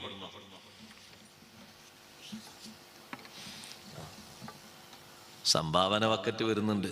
അത് വാതിലുള്ള ഒരു പതിവായ സുന്നത്താണല്ലോ. അതുകൊണ്ട് അങ്ങനല്ലേ സംസാരിക്കുമ്പോ ഇല്ലാമന്നമറബി സ്വതക്കത്തിനോ മാറൂഫിനോ ഇസ്ലാഹിം ബൈനന്നാസ്. ആദ്യം തന്നെ സ്വതക്കയാണ് എടുത്ത് പറഞ്ഞത്, പിന്നെയാണ് മറ്റു 2 കാര്യങ്ങളും പറഞ്ഞത്. അതുകൊണ്ട് സ്വതക്കക്ക് വലിയ പ്രാധാന്യമുണ്ട്. എല്ലാവരും സംഭാവന കൊടുക്കണം, സഹോദരിമാരും സഹോദരങ്ങളൊക്കെ കൊടുക്കണം. നിങ്ങൾ നോക്ക്, അഷ്റഫുൽ ഖൽഖ് സ്വല്ലല്ലാഹു അലൈഹി വസല്ലം തങ്ങൾ നമ്മളോട് പഠിപ്പിക്കുന്നു, നമ്മുടെ ഓരോ അവയവങ്ങൾക്കും അല്ലാഹു സുബ്ഹാനഹു വ തആല കൃത്യമായ ബാധ്യതകൾ വെച്ചിട്ടുണ്ട്. 8 അവയവങ്ങളാണ് അല്ലാഹു തആല നമുക്ക് നൽകിയിരിക്കുന്നത്. ആ അവയവങ്ങളിൽ കണ്ണ്, കാത്, നാവ്, കൈ, അതുപോലെ തന്നെ നമ്മുടെ വയറ്, അതേപോലെ തന്നെ സ്വകാര്യ അവയവം കാല്, ഖൽബ്, ഈ 8 എണ്ണത്തിനും അല്ലാഹു സുബ്ഹാനഹു വ തആല പ്രത്യേകം നിയമങ്ങൾ പറഞ്ഞുകൊണ്ട് കീർത്തനകൾ നൽകിയിട്ടുണ്ട്. അതാ രൂപത്തിൽ തന്നെ പാലിക്കപ്പെടുമ്പോൾ നമ്മൾ അല്ലാഹു സുബ്ഹാനഹു വ തആലയോടുള്ള അഹദ് പൂർണ്ണാർത്ഥത്തിൽ നിർവഹിക്കുന്നവരും നിറവേറ്റുന്നവരുമായി. അതിൽ അല്ലാഹു സുബ്ഹാനഹു വ തആല വെച്ച നിയമങ്ങളിൽ, നമ്മളോട് വെച്ച കീർത്തനകളിൽ അല്ലാഹുവിന്റെ അടുക്കൽ സ്തുതിക്കപ്പെടുന്ന ധാരാളം പ്രവർത്തനങ്ങളുണ്ട്. ആ പ്രവർത്തനങ്ങളൊക്കെ ഈ അവയവങ്ങളെ കൊണ്ട് നിർവഹിക്കണം. അതേ സമയത്ത് റബ്ബ് സുബ്ഹാനഹു വ തആല ആക്ഷേപിച്ച, ശപിച്ച കുറെ വിഷയങ്ങളുണ്ട്. അതൊരിക്കലും ഈ അവയവങ്ങളെ കൊണ്ട് പ്രവർത്തിക്കരുത്. അതിന് ഖുർആൻ മുഫസ്സിറുകൾ ഉദാഹരണം പറയുന്നത് കലർബി നഫ്സിക ബിസിക്കീനിൻ ലിതഖ്തുലഹാ, നിന്റെ കയ്യിൽ ഒരു കത്തി എടുത്തിട്ട് സ്വന്തം ശരീരത്തെ കൊന്നുകളയുന്ന സ്വഭാവം, ആത്മഹത്യ ചെയ്യുക അള്ളാഹു നിഷേധിച്ച വിഷയമാണ്, അള്ളാഹു ആക്ഷേപിച്ച കാര്യമാണ്, നമ്മളോട് വിലക്കിയ കാര്യമാണ്. വലാ തഖ്തുലൂ അൻഫുസകും ഇന്നല്ലാഹ കാന ബികും റഹീമാ. എന്ത് സങ്കടങ്ങൾ വന്നാലും നിങ്ങൾ ആത്മഹത്യ ചെയ്യരുത്. അള്ളാഹു നിങ്ങളെ കൊണ്ട് റഹ്മത്ത് ചെയ്യുന്നവനാണ്, വലിയ അനുഗ്രഹം ചൊരിയുന്നവനാണ്. ആ അനുഗ്രഹത്തിന് വേണ്ടി ക്ഷമയോടെ പ്രാർത്ഥനയോടെ കാത്തു കഴിയണം. പെട്ടെന്ന് എടുത്തു ചാടിയിട്ട് വരുന്ന സങ്കടങ്ങൾക്ക് നമ്മുടെ മാനവും ദുനിയാവും ആഖിറവും നഷ്ടപ്പെടുത്തുന്ന രൂപത്തിൽ ആത്മാഹുതി ചെയ്യരുത്. അതാ അവയവങ്ങളെ കൊണ്ട് പറ്റാത്ത വിഷയമാണ്. അതേ രൂപത്തിൽ തന്നെ ആക്ഷേപങ്ങൾ വരുത്തുന്ന വിഷയങ്ങളൊന്നും ചെയ്യരുത്. സൂക്ഷിക്കേണ്ട വിഷയങ്ങളൊക്കെ സൂക്ഷിക്കണം. ഈ 8 അവയവങ്ങൾക്കും അല്ലാഹു തആല ഏൽപ്പിച്ച ഡ്യൂട്ടിയുണ്ട്. കണ്ണിന് ഏൽപ്പിച്ച ഡ്യൂട്ടിയുണ്ട്, കാതിന് ഏൽപ്പിച്ച ഡ്യൂട്ടിയുണ്ട്, നാവിന് ഏൽപ്പിച്ച ഡ്യൂട്ടിയുണ്ട്, കയ്യിന് ഏൽപ്പിച്ച ഡ്യൂട്ടിയുണ്ട്. അതുപോലെ തന്നെ നമ്മുടെ ബത്തുന് ഏൽപ്പിച്ച, പള്ളക്ക് വയറിന് ഏൽപ്പിച്ച ഡ്യൂട്ടിയുണ്ട്. സ്വകാര്യ അവയവത്തിന് ഏൽപ്പിച്ച ഉത്തരവാദിത്വമുണ്ട്, ഖൽബിന് ഏൽപ്പിച്ച ഉത്തരവാദിത്വമുണ്ട്. ഇതെല്ലാം നിർവഹിക്കുന്ന ആളുകൾ റബ്ബ് സുബ്ഹാനഹു വ തആലയോടുള്ള അഹദ്, ബാധ്യത, കരാർ പൂർത്തീകരിച്ച് വീട്ടുന്നവരാണ്. അല്ലദീന യൂഫൂന ബിഅഹദില്ലാഹ് വലാ യൻഖുദൂനൽ മീസാഖ്, കരാർ പൊളിക്കാതെ അതിൽ ഉറച്ചു നിൽക്കുന്നവരാണ്. നോക്കരുത് എന്ന് പറയുമ്പോ പിന്നെ നോക്കൂല, പറയരുത് എന്ന് പറയുമ്പോ പിന്നെ പറയൂല. അപ്പോഴാണ് സഹോദരങ്ങളെ വിജയം ലഭിക്കുക. ചെയ്യരുത് എന്ന് പറയുന്ന വിഷയം പിന്നെ തീരെ ചെയ്യാതിരിക്കുമ്പോ സമ്മർദ്ദങ്ങൾ പലതും വരും. പക്ഷേ ചെയ്യുകയില്ല എന്ന് ഉറച്ച് തീരുമാനിക്കുമ്പോ വലിയ വിജയം കിട്ടും. നേരത്തെ ശീലമുള്ള ദുസ്വഭാവങ്ങളാണെങ്കിലും മാറ്റാൻ തീരുമാനിച്ചു, അതിൽ ഉറച്ചു നിൽക്കാൻ തീരുമാനിച്ചു, വിജയം കിട്ടും. അങ്ങനെയാണല്ലോ ദുസ്വഭാവങ്ങളുടെ മുറകൾ ഒരുപാട് സ്വീകരിച്ചൊരു മനുഷ്യൻ നബി സല്ലല്ലാഹു അലൈഹി വസല്ലം തങ്ങളുടെ സവിധത്തിൽ വന്നിട്ട് പറഞ്ഞു, അല്ലാഹുവിന്റെ റസൂലേ, ഒരുപാട് കാര്യങ്ങൾ ഇസ്ലാമിൽ പറ്റൂല പറ്റൂല പറ്റൂല പറ്റൂല എന്ന് പറയും. പക്ഷെ അതിലധികവും എൻ്റെ സ്വഭാവത്തിലുണ്ട്, എൻ്റെ സംസ്കാരത്തിലുണ്ട്. മോഷണം ഞാൻ നടത്താറുണ്ട്, വേശ്യാവൃത്തി ചെയ്യാറുണ്ട്, മദ്യപിക്കാറുണ്ട്, കളവ് നടത്താറുണ്ട്, കളവ് പറയാറുണ്ട്, തക്കം കിട്ടുകയാണെങ്കിൽ കൊലപാതകങ്ങൾ നടത്താറുണ്ട്. അങ്ങനെ പലതുണ്ട്. അതൊക്കെ എൻ്റെ ജീവിതത്തിൽ ഇപ്പൊ ഇങ്ങനെ ഓരോന്നും ഞാൻ അങ്ങനെ സ്വീകരിച്ച് വിട്ടൊഴിവാക്കാൻ കഴിയാത്ത രൂപത്തിലുണ്ട്. അതുകൊണ്ട് എല്ലാം ഒഴിവാക്കിക്കൊണ്ട് ഇസ്ലാമിലേക്ക് വരണം എന്ന് എന്നോട് പറയരുത്. ഏതെങ്കിലും ഒന്നും ഒഴിവാക്കിയിട്ട് എന്നോട് വരാൻ പറഞ്ഞാൽ ഞാനത് സ്വീകരിക്കാം. നബി സല്ലല്ലാഹു അലൈഹി വസല്ലം നിങ്ങൾ പറഞ്ഞു, എങ്കിൽ ശരി, അങ്ങനെ ആകട്ടെ. ഞാൻ നിങ്ങളോട് ഒന്നും ഒഴിവാക്കാൻ പറയാം, നിങ്ങൾ കളവ് പറയരുത്, കളവ് ഒരിക്കലും പറയരുത്.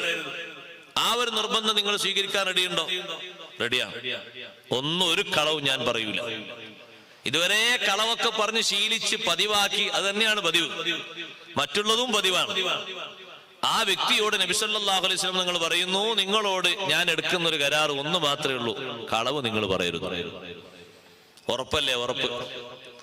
അങ്ങനെ ഇസ്ലാമിനെ പറ്റി പഠിച്ച് ഷഹാദത്ത് കലിമ ചൊല്ലി നേരെ പിറ്റത്തെ ദിവസം തന്നെ മദ്യപാനികളായ കൂട്ടുകാർ വന്നു. അവര് വിളിച്ചു, നിങ്ങൾ വരുന്നുണ്ടാ? ഇന്ന് നല്ല എ ക്ലാസ് സാധനമുണ്ട്. ഇന്നലെ കഴിഞ്ഞ ദിവസം മുമ്പൊന്നും കുടിച്ച പോലല്ല, ഒറിജിനാലിറ്റിയാണ്. നിങ്ങൾ വരുന്നുണ്ടോ? അദ്ദേഹം പറഞ്ഞു, കുറച്ചു നേരം ഇങ്ങനെ ചിന്തിച്ച് ഞാൻ വരുന്നില്ല എന്ന് പറഞ്ഞു. എന്താ നിങ്ങൾ വരാത്തത്? ഞാൻ നിങ്ങളെ കൂടെ വന്ന് മദ്യപാനം നിർവഹിച്ചാൽ എപ്പോഴെങ്കിലും ഒന്ന് മദീനയിലേക്ക് പോകേണ്ടി വരുന്ന സാഹചര്യം എനിക്ക് പോകേണ്ടി വരും. അപ്പോൾ നബി സല്ലല്ലാഹു അലൈഹി വസല്ലം തങ്ങളുടെ സന്നിധിയിലെത്തും. തങ്ങൾ ചോദിക്കും, മദ്യപിച്ചോ? എന്റെ അഭിമാനം രക്ഷിക്കാൻ വേണ്ടി ഞാൻ ഇല്ല എന്ന് പറഞ്ഞാൽ അത് കളവാണ്. അപ്പൊ ഞാൻ കൊടുത്ത കരാറിനെതിരാവും. മദ്യപിച്ചു എന്ന് ഞാൻ പറഞ്ഞാലോ എനിക്കവിടുന്ന് നല്ല ശിക്ഷ കിട്ടും. അപ്പൊ അതുകൊണ്ട് എന്റെ മാനവും പോകും. മാനക്കേട് സംഭവിക്കും, എനിക്ക് അപമാനം വരും. അതുകൊണ്ട് ഞാൻ ആ പണിക്കില്ല. പിന്നെ നേരെ പിറ്റേന്ന് കക്കാൻ കൂടെ നിന്ന് സഹായിക്കുന്ന തസ്കരന്മാര് വന്നു. കളവ് നടത്താൻ വരുന്നുണ്ടോ? ഇതുവരെ നമ്മൾ കേറാത്തൊരു പുതിയ വീടുണ്ട്, അവിടെ കേറാം. അവരോടും ഇതേ രൂപത്തിൽ ചിന്തിച്ചുകൊണ്ട് പറഞ്ഞു ഇല്ലാന്ന്. കുറച്ച് മാസങ്ങൾക്ക് ശേഷം ആ സ്വഹാബി നബി സല്ലല്ലാഹു അലൈഹി വസല്ലം തങ്ങളെ ഹദ്റത്തിലെത്തിയിട്ട് പറഞ്ഞു, അല്ലാഹുവിന്റെ റസൂലേ, തങ്ങളെ ഏറ്റവും വലിയ തലവനെയാണല്ലോ പിടിച്ചു കെട്ടിയത്. ഏറ്റവും ഒന്നാം നമ്പർ തലവനെയാണല്ലോ തങ്ങൾ പിടിച്ചു കെട്ടിയത്. ഈ അനാവശ്യങ്ങളുടെ മുഴുവനും തലവനാണ് കളവ്. ആ കളവിനെ തങ്ങൾ നിർത്തലാക്കിയപ്പോൾ സർവ തിന്മകളോടും ഞാൻ രാജിവെക്കേണ്ടി വന്നു. എന്നിലുള്ള മദ്യപാനശീലം അത് അവസാനിപ്പിച്ചു. അതുപോലെ തന്നെ മോഷണം നടത്തുന്ന ശീലവും ഞാൻ അവസാനിപ്പിച്ചു. വേശ്യാവൃത്തിയും ഞാൻ അവസാനിപ്പിച്ചു. മറ്റുള്ള ആളുകളെ ആക്രമിക്കുന്നത് അവസാനിപ്പിച്ചു. കവർച്ച നടത്തുന്നത് അവസാനിപ്പിച്ചു. എല്ലാം ഞാൻ അവസാനിപ്പിച്ചു.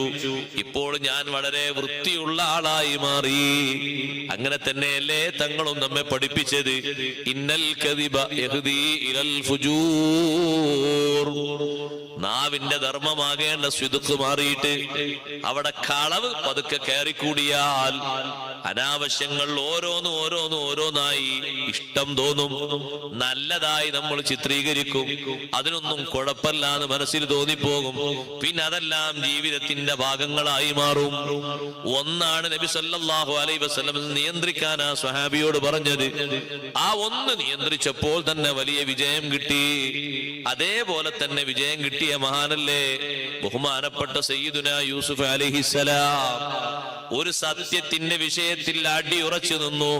അതിന് മാറ്റം വരുത്താതെ എന്ത് പ്രതികരണങ്ങളും എന്ത് വിഷമങ്ങളും സഹിക്കാൻ തീരുമാനിച്ചു.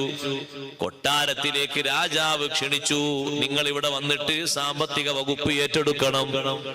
യൂസുഫ് നബി അലൈഹിസ്സലാം പറഞ്ഞു, ഞാൻ വരുന്നതിന്റെ മുമ്പ് അവിടെയുള്ള സഹോദരിമാരോടൊന്ന് ചോദിക്കണം. ആ കൊട്ടാരത്തിലുള്ള മുഴുവൻ സഹോദരിമാരോടൊന്ന് ചോദിക്കണം, അവരെന്നെ കണ്ട സമയത്ത് എന്തായിരുന്നു എന്റെ നിലപാട്. രാജാവ് ചോദിച്ചു, മാ ഖത്ബുകുന്ന ഫീ യൂസുഫ ഇദ് റാവത്തുന്ന അൻ നഫ്സിഹി. യൂസുഫ് നബി അലൈഹിസ്സലാമിനെ പറ്റി നിങ്ങൾക്ക് എന്തു പറയാനുണ്ട്? നിങ്ങളെല്ലാവരും ആ മഹാനുഭാവന്റെ ശരീരം ആഗ്രഹിച്ചപ്പോൾ, കൊതിച്ചപ്പോൾ എല്ലാവരും പറഞ്ഞു, ഇന്നഹു ലമിനസ് സാദിഖീൻ. ഞങ്ങളിലേക്ക് ചെറിയൊരു ചാഞ്ചല്യം പോലും ഞങ്ങൾ കണ്ടിട്ടില്ല. പൂർണ്ണാർത്ഥത്തിൽ സത്യം മാത്രം ഉൾക്കൊണ്ട് സ്വീകരിച്ച മഹാന്മാരിൽപ്പെട്ട ആളായിരുന്നു. ഇതറിയാനും ഇത് മറ്റുള്ളവർക്ക് ബോധ്യപ്പെടാനുമാണ്. വിളിച്ചപ്പോഴേക്ക് യൂസുഫ് നബി അലൈഹിസ്സലാം ജയിലിൽ നിന്ന് ഇറങ്ങിപ്പോകാതെ, തക്കം കിട്ടിയല്ലോ, മോചനം കിട്ടിയല്ലോ, ഇറങ്ങിപ്പോകാതെ അവരെല്ലാവരും അറിയണം സത്യത്തിന്റെ വില എന്താണെന്ന്, സിദ്ഖ് കൊണ്ട് കിട്ടുന്ന നേട്ടം എന്താണെന്ന്. ആ സിദ്ഖിൽ തന്നെ അടിയുറച്ചു നിന്നപ്പോൾ പിന്നെ ആ നാട്ടിൽ നേരത്തെ സലീഖാ ബീവിയെയും മറ്റുമൊക്കെ ശല്യം ചെയ്ത ആളുകളെ അടക്കം അടക്കി ഭരിക്കുന്ന ഭരണാധികാരം റബ്ബ് സുബ്ഹാനഹു വ തആല യൂസുഫ് നബി അലൈഹിസ്സലാത്തു വസ്സലാമിനെ ഏൽപ്പിക്കുകയാണ്. അതുകൊണ്ട് നമ്മുടെ ശരീരത്തിൽ അല്ലാഹു തആല തന്ന അവയവങ്ങൾക്ക് അല്ലാഹു തആല കൽപ്പിച്ച പരിമിതപ്പെടുത്തിയ ബാധ്യതകളുണ്ട്. അതാണ് അതുകൊണ്ട് നിർവഹിക്കേണ്ടത്. നമ്മൾ എന്നും ഓതാറില്ലേ സൂറത്തുൽ മുൽക്ക്? അതിൽ അല്ലാഹു തആല അത് പറയുന്നുണ്ട്, ആ ബാധ്യത നിർവഹിക്കുന്നില്ല എന്ന്. വജഅല ലക്കുമുസ് സമഅ വൽ അബ്സാറ വൽ അഫ്ഇദ ഖലീലം മാ തഷ്കുറൂൻ. നിങ്ങൾക്ക് അല്ലാഹു തആല കേൾവിയും കാഴ്ചയും ചിന്തിക്കാനുള്ള മനസ്സും ഒക്കെ തന്നു. നമ്മളോട് അല്ലാഹു പറയാണ്, പക്ഷേ ഖലീലം മാ തഷ്കുറൂൻ, നിങ്ങളിൽ നിന്ന് കിട്ടേണ്ടത് ശുക്റാണ്, അത് വളരെ കുറവാണ്. കുറച്ച് നല്ല അല്ലാഹു പറഞ്ഞത്, ഖലീലമ്മ വളരെ കുറവാണ്. ഖലീലെന്ന് പറഞ്ഞാൽ കുറവ്, ഖലീലമ്മ എന്ന് പറഞ്ഞാൽ ഒറ്റക്കുറവാണ്. ഒറ്റക്കുറവ് എന്ന് പറഞ്ഞാല് 1000-ൽ 1 സംശയമാണ്. ആ നന്ദിബോധം 1000-ൽ ഒരാൾക്കുണ്ടോ സംശയമാണ്, അത്രയും കുറവാണ്. ഖലീലമ്മ തഷ്കുറൂൻ. എന്താണ് ആ ശുക്ർ? കണ്ണുകൊണ്ട് നിർവഹിക്കേണ്ട ഇബാദത്തിലേക്ക് മാത്രം കണ്ണ് പരിമിതപ്പെടുത്തുക, നാവ് കൊണ്ട് നിർവഹിക്കേണ്ട കാര്യങ്ങളിലേക്ക് മാത്രം നാവിനെ പരിമിതപ്പെടുത്തുക, കൈ കൊണ്ട് ഉപയോഗിക്കേണ്ട വിഷയങ്ങളിലേക്ക് മാത്രം കൈയിനെ പരിമിതപ്പെടുത്തുക. എന്ന് പറഞ്ഞാൽ കൈ കൊണ്ട് പറ്റാത്തൊരു മെസ്സേജ് എഴുതരുത്, നാവ് കൊണ്ട് പറ്റാത്ത ഒരു വോയിസ് മെസ്സേജും ആരിലേക്കും അയക്കരുത്. എത്ര പെട്ടെന്നാണ് മെസ്സേജുകൾ കൈമാറുന്നത്, കൈകൊണ്ട് എഴുതിയിട്ടും നാവ് കൊണ്ട് പറഞ്ഞിട്ടും. എന്നാ അതിന്റെ പെരുപ്പല്ലേ? നമ്മൾ അറിയാത്തൊരു വിഷയം ലോകത്തേക്ക് മൊത്തം എത്തിക്കുന്നു നമ്മൾ നാവ് കൊണ്ട്, നമ്മളെ കൈ കൊണ്ട്. നാട്ടിൽ ഒരാൾക്ക് എന്തെങ്കിലും ഒരു അപായം, അപകടം വന്നാൽ, മാനഹാനി വരുത്തുന്നൊരു വിഷയം വന്നാൽ, മുസ്ലിങ്ങളോട് ഇസ്ലാമിന്റെ നിർദ്ദേശം അത് പബ്ലിസിറ്റി ചെയ്യാനല്ല, സത്ർ ചെയ്യാനാണ്, അല്ലേ? മറച്ചു വെക്കണം. ഒരാളെ ഒരു വിഷയത്തിൽ പിടിക്കപ്പെട്ടു എന്ന് കൂട്ടിക്കോളും, എന്തെങ്കിലും ഒരു കാര്യത്തിൽ, എന്തെങ്കിലും കളവിലോ അല്ലെങ്കിൽ പെൺകേസിലോ അല്ലെങ്കിൽ ഇപ്പോ ഉണ്ടായിക്കൊണ്ടിരിക്കുന്ന ലഹരി കേസിൽ എന്തെങ്കിലും പിടിച്ചു കൂട്ടിക്കോളും. നമ്മൾ അവിടെ നിർവഹിക്കേണ്ട ഒരു ഡ്യൂട്ടിയുണ്ട്. എന്താണത്? സത്ർ ചെയ്തുകൊണ്ട് അയാളെ നന്മയ്ക്ക് വേണ്ടി പ്രാർത്ഥിക്കുകയും സാരോപദേശം കൊടുക്കുകയാണ് ചെയ്യേണ്ടത്. പക്ഷെ നമ്മൾ ചെയ്തുകൊണ്ടിരിക്കുന്നത് എന്താണ്? ആ ഒരു വിവരം കിട്ടിയ ഉടനെ തന്നെ 2 തലക്ക് കൈകൊണ്ട് എഴുതിയിട്ടും നാവ് കൊണ്ട് പറഞ്ഞിട്ട് ആ മെസ്സേജ് വിട്ടു. അങ്ങനെ വിദേശത്തുള്ള ആൾക്കാരെ വിളിച്ചു ചോദിക്കാണ്, ഇവിടെയുള്ള ആൾക്കാരോട് ഇങ്ങനെ സംഭവം അവിടെ ഉണ്ടായോ, നിങ്ങൾ എങ്ങനെ അറിഞ്ഞേ? പത്രത്തിലൊന്നും വന്നിട്ടില്ലല്ലോ, എല്ലാവരും സ്വകാര്യാക്കി വെച്ചാൽ. അല്ല, അവിടുന്ന് ഇങ്ങോട്ട് മെസ്സേജ് വന്നു. നമ്മളെ നാട്ടിൽ നിന്ന് മെസ്സേജ് പോയി വിദേശത്തേക്ക്, എല്ലാ ഭാഗത്തും അത് കറങ്ങി. ഒരാളുടെ സ്വകാര്യം ഒരൊറ്റ മിനിറ്റ് കൊണ്ട് GCC രാജ്യങ്ങളിൽ മുഴുവനും അവിടെയുള്ള എല്ലാ ആളുകളിലേക്കും ഇത് ഫോർവേഡ് ചെയ്യപ്പെട്ടു. എല്ലാവരും അതറിഞ്ഞു. ആ രൂപത്തിൽ നമ്മൾ പരത്തി.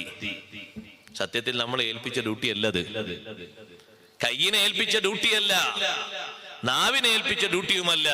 സത്ർ ചെയ്യാനാണ് മുഅ്മിനീങ്ങളോടുള്ള കൽപ്പന. സത്റു ഔറാത്തിൽ മുസ്ലിമീൻ, മുസ്ലിങ്ങളുടെ സ്വകാര്യതകൾ മറച്ചു വെക്കണം എന്ന് പഠിപ്പിക്കുന്ന അധ്യായം എന്ന് എല്ലാ ഹദീസ് ഗ്രന്ഥങ്ങളിലും കാണാം. ഇത് പറയുമ്പോ നമ്മൾ ആൾക്കാർ പറയാം, അത് ഉസ്താദെ നമ്മളോടല്ല വേറെ കൂട്ടരോടാണ്. വേറെ ആരോടാ? നമ്മളോടാണ് നിർദ്ദേശം. ബാബു സത്രി ഔറാത്തിൽ മുസ്ലിമീൻ, അവരുടെ പോരായ്മകൾ ചൂണ്ടിക്കാണിച്ച് പബ്ലിസിറ്റി ചെയ്യാൻ അല്ലാഹു തആല കൽപ്പിച്ചിട്ടില്ല. ഉപദേശിക്കാൻ നമ്മളോട് കൽപ്പിച്ചിട്ടുണ്ട്.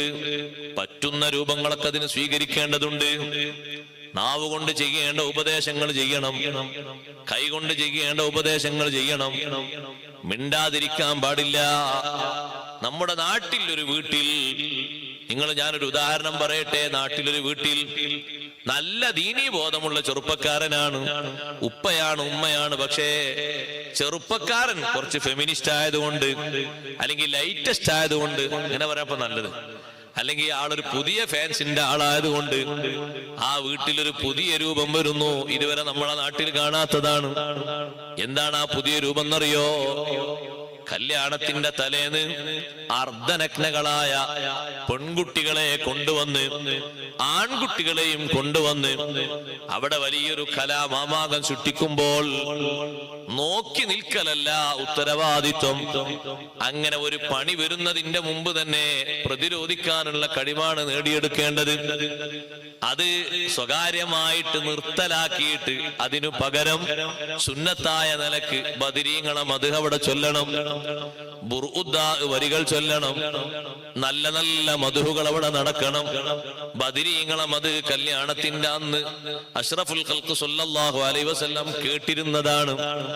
റുബയ്യ ബീവി റളിയല്ലാഹു അൻഹയുടെ കല്യാണത്തിന് വന്നപ്പോൾ കുട്ടികൾ ബദരീങ്ങളെ പറ്റി പാട്ട് പാടുന്നത് കേട്ട് കട്ടിലിൽ തങ്ങൾ ഇരുന്നു. ആ പാട്ട് കേട്ട് തങ്ങൾ നല്ലോണം റാഹത്തോടെ ആസ്വദിച്ചു. അത് പാടാൻ വേണ്ടി തങ്ങൾ നിർദ്ദേശം കൊടുക്കുകയും ചെയ്തു. ദഫ് മുട്ടിയിട്ടാണ് ആ പാട്ട് പാടുന്നത്. ഇമാം ബുഖാരി റഹ്മത്തുള്ളാഹി അലൈഹി സ്വഹീഹിൽ കൊണ്ടുവന്ന ഹദീസിൽ അങ്ങനെ പഠിപ്പിക്കപ്പെട്ടു. ഇരിക്കട്ടെ, ഇങ്ങനെ ഒരു വിഷയം വരുമ്പോൾ നമ്മൾ കൈകൊണ്ട് നിർവഹിക്കേണ്ടതും നാവ് കൊണ്ട് നിർവഹിക്കേണ്ടതും ഖൽബ് കൊണ്ട് നിർവഹിക്കേണ്ടതും ഒരു ഡ്യൂട്ടിയുണ്ട്. മൻ റആ മിൻകും മുൻകറൻ ഫല്യുഗയ്യിർഹു ബിയദിഹി. ശർഅ് വിരോധിച്ച ഒരു കാര്യം കണ്ടാൽ കൈകൊണ്ട് അതിനെ എതിർക്കണം, സാധ്യമാകുമെങ്കിൽ. എന്നിട്ടത് നിർത്തലാക്കണം. ആരെയും ഭീഷണിപ്പെടുത്തിയിട്ടോ ഒച്ചപ്പാടുണ്ടാക്കിയിട്ടോ അല്ല. വിഷയങ്ങൾ സ്വകാര്യമായി എഴുതി കൊടുത്തുകൊണ്ട് അതിന്റെ കാര്യഗൗരവങ്ങൾ സൂചിപ്പിച്ചുകൊണ്ട് ഇസ്ലാമിക വീക്ഷണങ്ങൾ പഠിപ്പിച്ചുകൊണ്ട് ബോധ്യപ്പെടുത്തിയിട്ട് നിർത്തലാക്കണം. കൈകൊണ്ട് തടയാൻ പറ്റൂലെങ്കിൽ നാവ് കൊണ്ട് നല്ലോണം പറഞ്ഞു കൊടുക്കണം. സ്വകാര്യമായി വിളിച്ച് ഉപദേശിച്ചുകൊണ്ട് നിർത്തലാക്കണം. രണ്ടും അവിടെ നടക്കൂലെങ്കിൽ ഖൽബ് കൊണ്ട് അതിനോടൊരു വിരോധവും വെറുപ്പും പ്രകടിപ്പിക്കണം.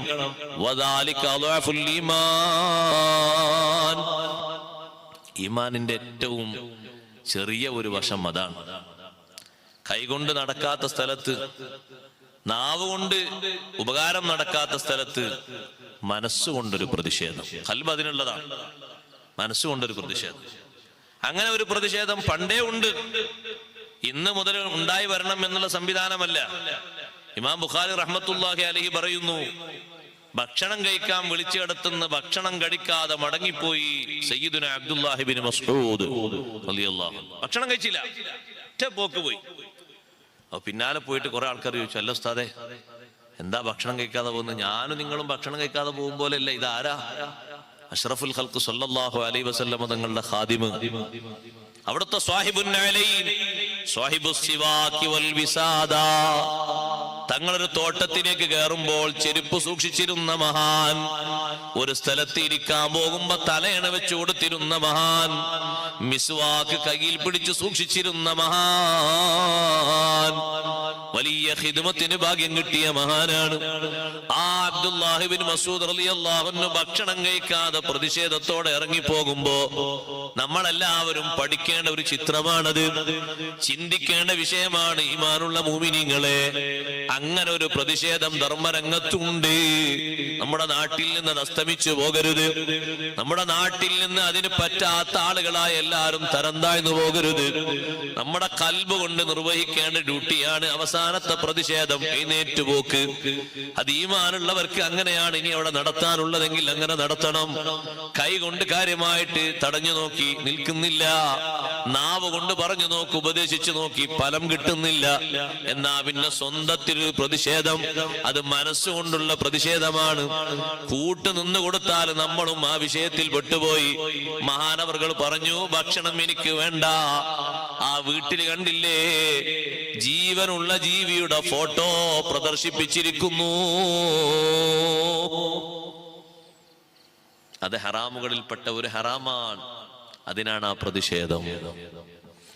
ഇമാം ബുഖാരി റഹ്മത്തുള്ളാഹി അലൈഹി അതിന് തലക്കെട്ട് കൊണ്ടുവരുന്നത്, സദ്യക്ക് ക്ഷണിച്ചയിടത്ത് മുൻകർ കണ്ടു, ശറഅ് വിരോധിച്ച വിഷയം കണ്ടു, എന്നാൽ എന്തു ചെയ്യണം? എന്താണ് അവിടെ നിലപാട് സ്വീകരിക്കേണ്ടത്?